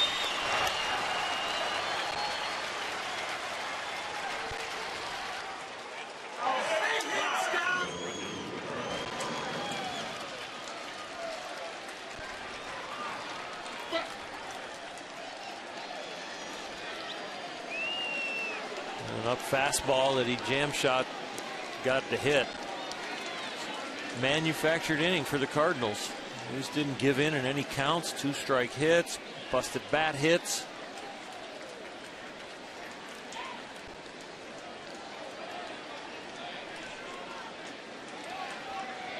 Hoover's had good stuff throughout the inning, made some good pitches, had some tough luck with the wind, but the Cardinals just keep battling and giving themselves a chance. And no swing and miss there. High fastball put it in play, and you got lucky and dropped in.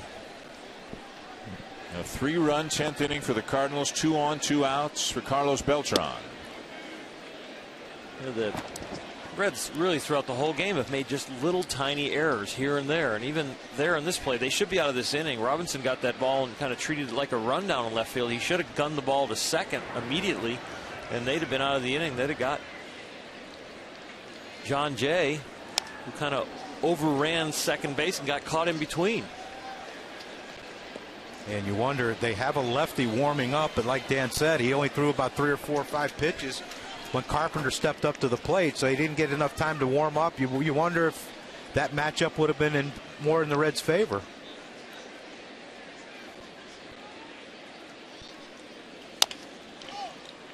Bouncing ball, tricky play, no play. Infield hit, Beltran, bases loaded. When that ball was hit, I thought that Phillips was going to make that play easy, but he had to go around the runner. And that changed his route, and then didn't have clean pick on the ball, and also the momentum was kind of going the wrong direction. This is a Gold Glover and probably the best fielding second baseman around. You just watch the route he has to take to this ball. When he has to reroute because of the runner, right about here, he's got to go make a loop, and I think it just distracted him just a little bit. We used to play the Giants, and Robbie Thompson used to either run into the runner and get the interference call, or he'd run in like that play and stop, and you had to stop. And then he would catch it, and then you got to force it second. Very smart player. And Phillips, like you said, normally he would make that play. Here comes Dusty Baker. He wants a right-hander, Curtis Parch, who got up a short while ago to come in and face Matt Holliday, with the Cardinals already having scored 3 runs to take a 7-4 lead here in the 10th.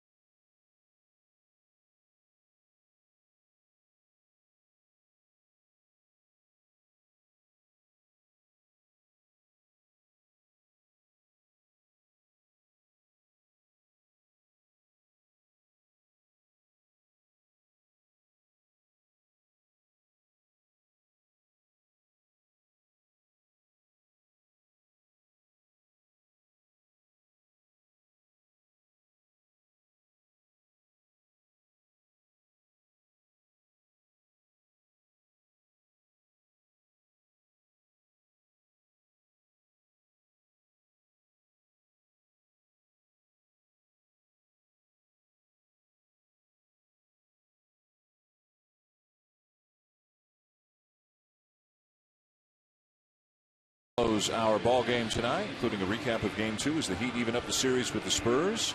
Sunday conversation with Tiger Woods. And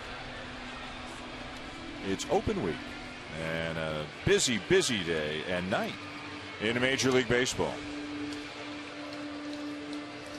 In the 10th inning here in Cincinnati, the Cardinals with 3 runs this inning, up 7-4, bases loaded, 2 down, and we have a Major League debut as right-hander Curtis Parch is into the game, and bases loaded. Matt Holliday at the plate. How's it going? You'll never forget your first outing, but he'll never forget this situation. That's what he dreamed of as a kid.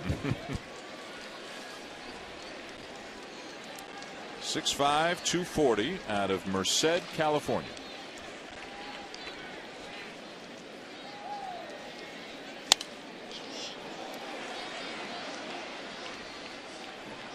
I like the closed mechanics, and I like the way the arm works, and I like the velocity, and the fact that the first pitch in the major leagues, he came right after him with a strike. 27th round pick back in 2007. 6.5 years in the minors to get to the big leagues.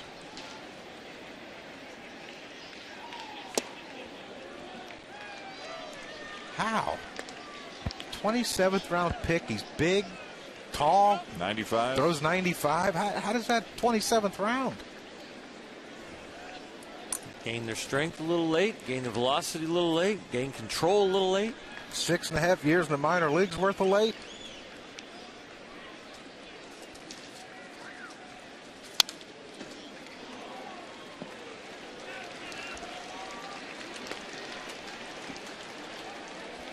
Just called up when Logan Andrusik was sent down to the minors. That happened yesterday. His numbers at AAA Louisville, a 3.74 ERA and 16 appearances, a couple of saves. Better than a strikeout per inning.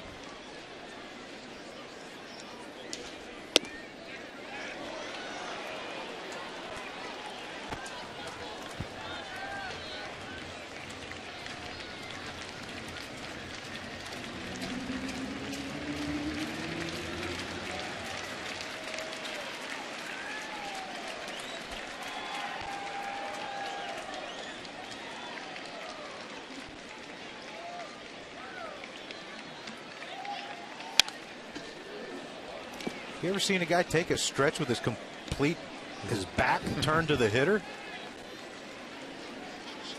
Not really this drastic. But now, if there's just a runner on first, how could you throw to first? You could throw, but I don't know how you're going to see the forever. runner. But it would, I mean, you could get a heck of a lead. Yeah. There's no way you could turn that quick and throw. I've never seen this before. Uh-oh. Wow.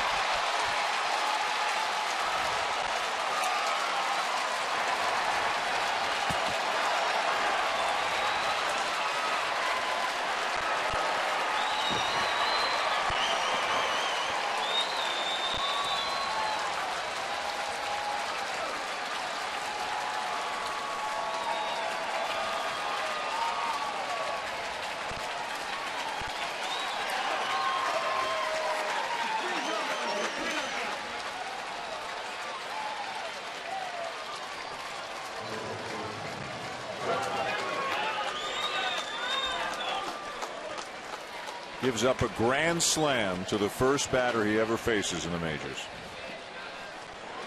And out of respect to his major league debut and all the time he spent in the minors to get here, it was better just to leave that one alone and not analyze it.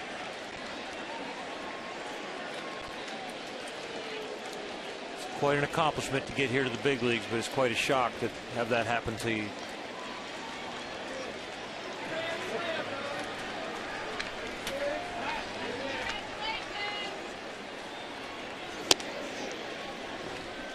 A 7-run 10th inning for the St. Louis Cardinals.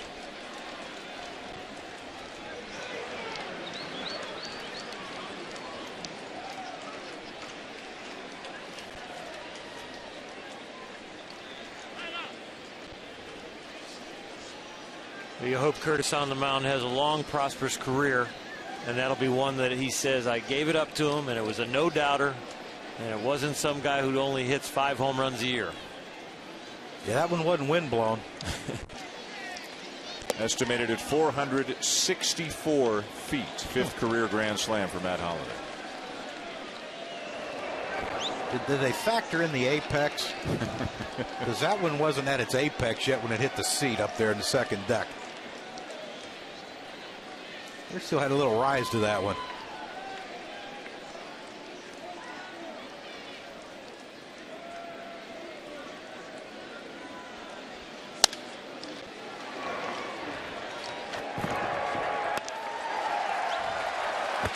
The Cardinals erupt here in the 10th inning.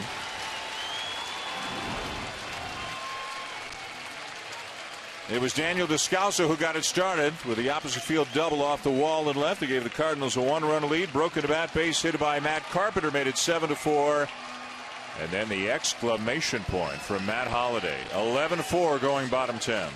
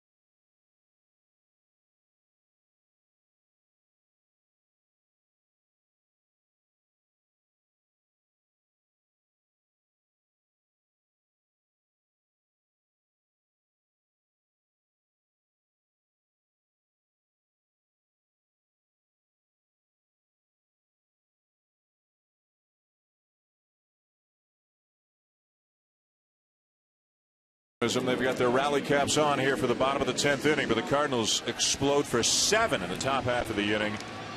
The Cardinals haven't won an extra innings game yet this year. 0-4 coming in tonight. Pete Cosmo will stay in the game at short after pinch hitting in the top half of the inning. Daniel Descalso moves from short to second, so Matt Carpenter is out of the game. Oh, Carpenter is at third. Forgive me. Carpenter's at third, and David Freese is out of the game. A number of changes here for the Cardinals. And the new pitcher, left-hander Kevin Segrist. Mujica was up when this was a 1-run game and a 3-run game, but when it became a 7-run game, they decided to rest the closer and bring in Segrist.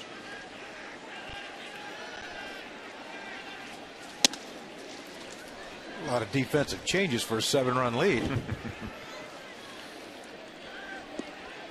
Segrist making his third appearance. 2 1/3, 1 hit, no runs, 1 walk, 6 strikeouts. So of the 7 outs he's gotten, 6 of them have been strikeouts. Why not? Just bring another one in that strikes people out. It's amazing. Every guy they bring up seems to help him.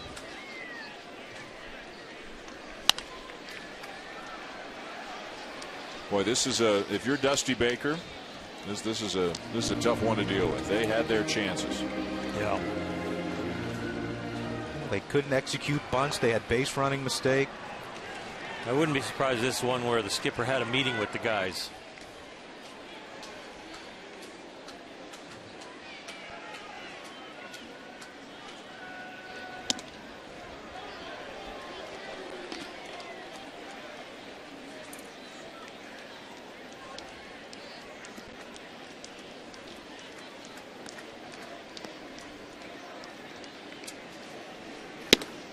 One down.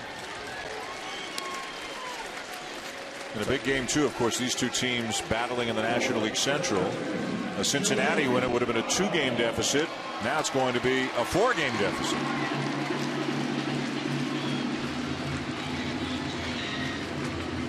Pirates losing to the Cubs earlier today. Cardinals on their way to New York will start a series with the Mets Tuesday. The Reds will begin a series in Chicago against the Cubs tomorrow night.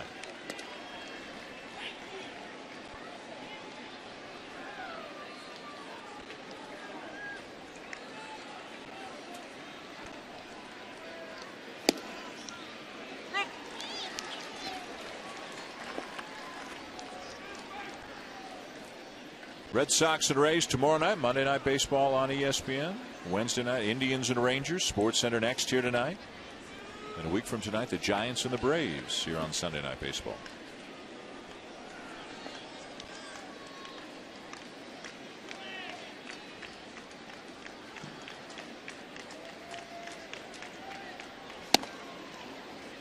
On the outside corner, 2-2.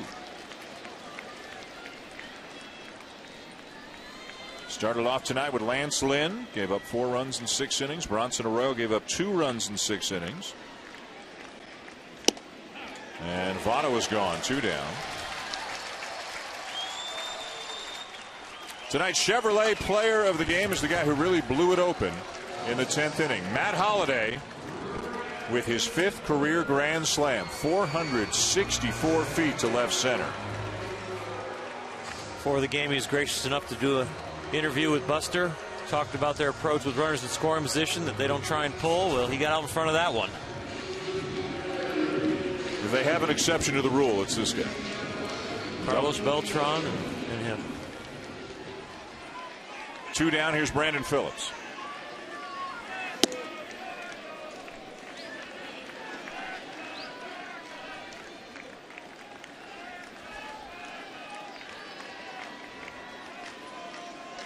It was a big moment, too, when Phillips was up in the 7th inning.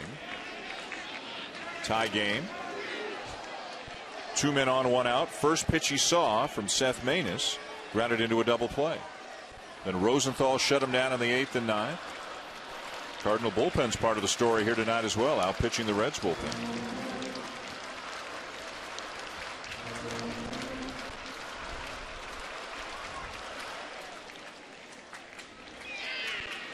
Some long faces in that first base dugout. That's your ball game.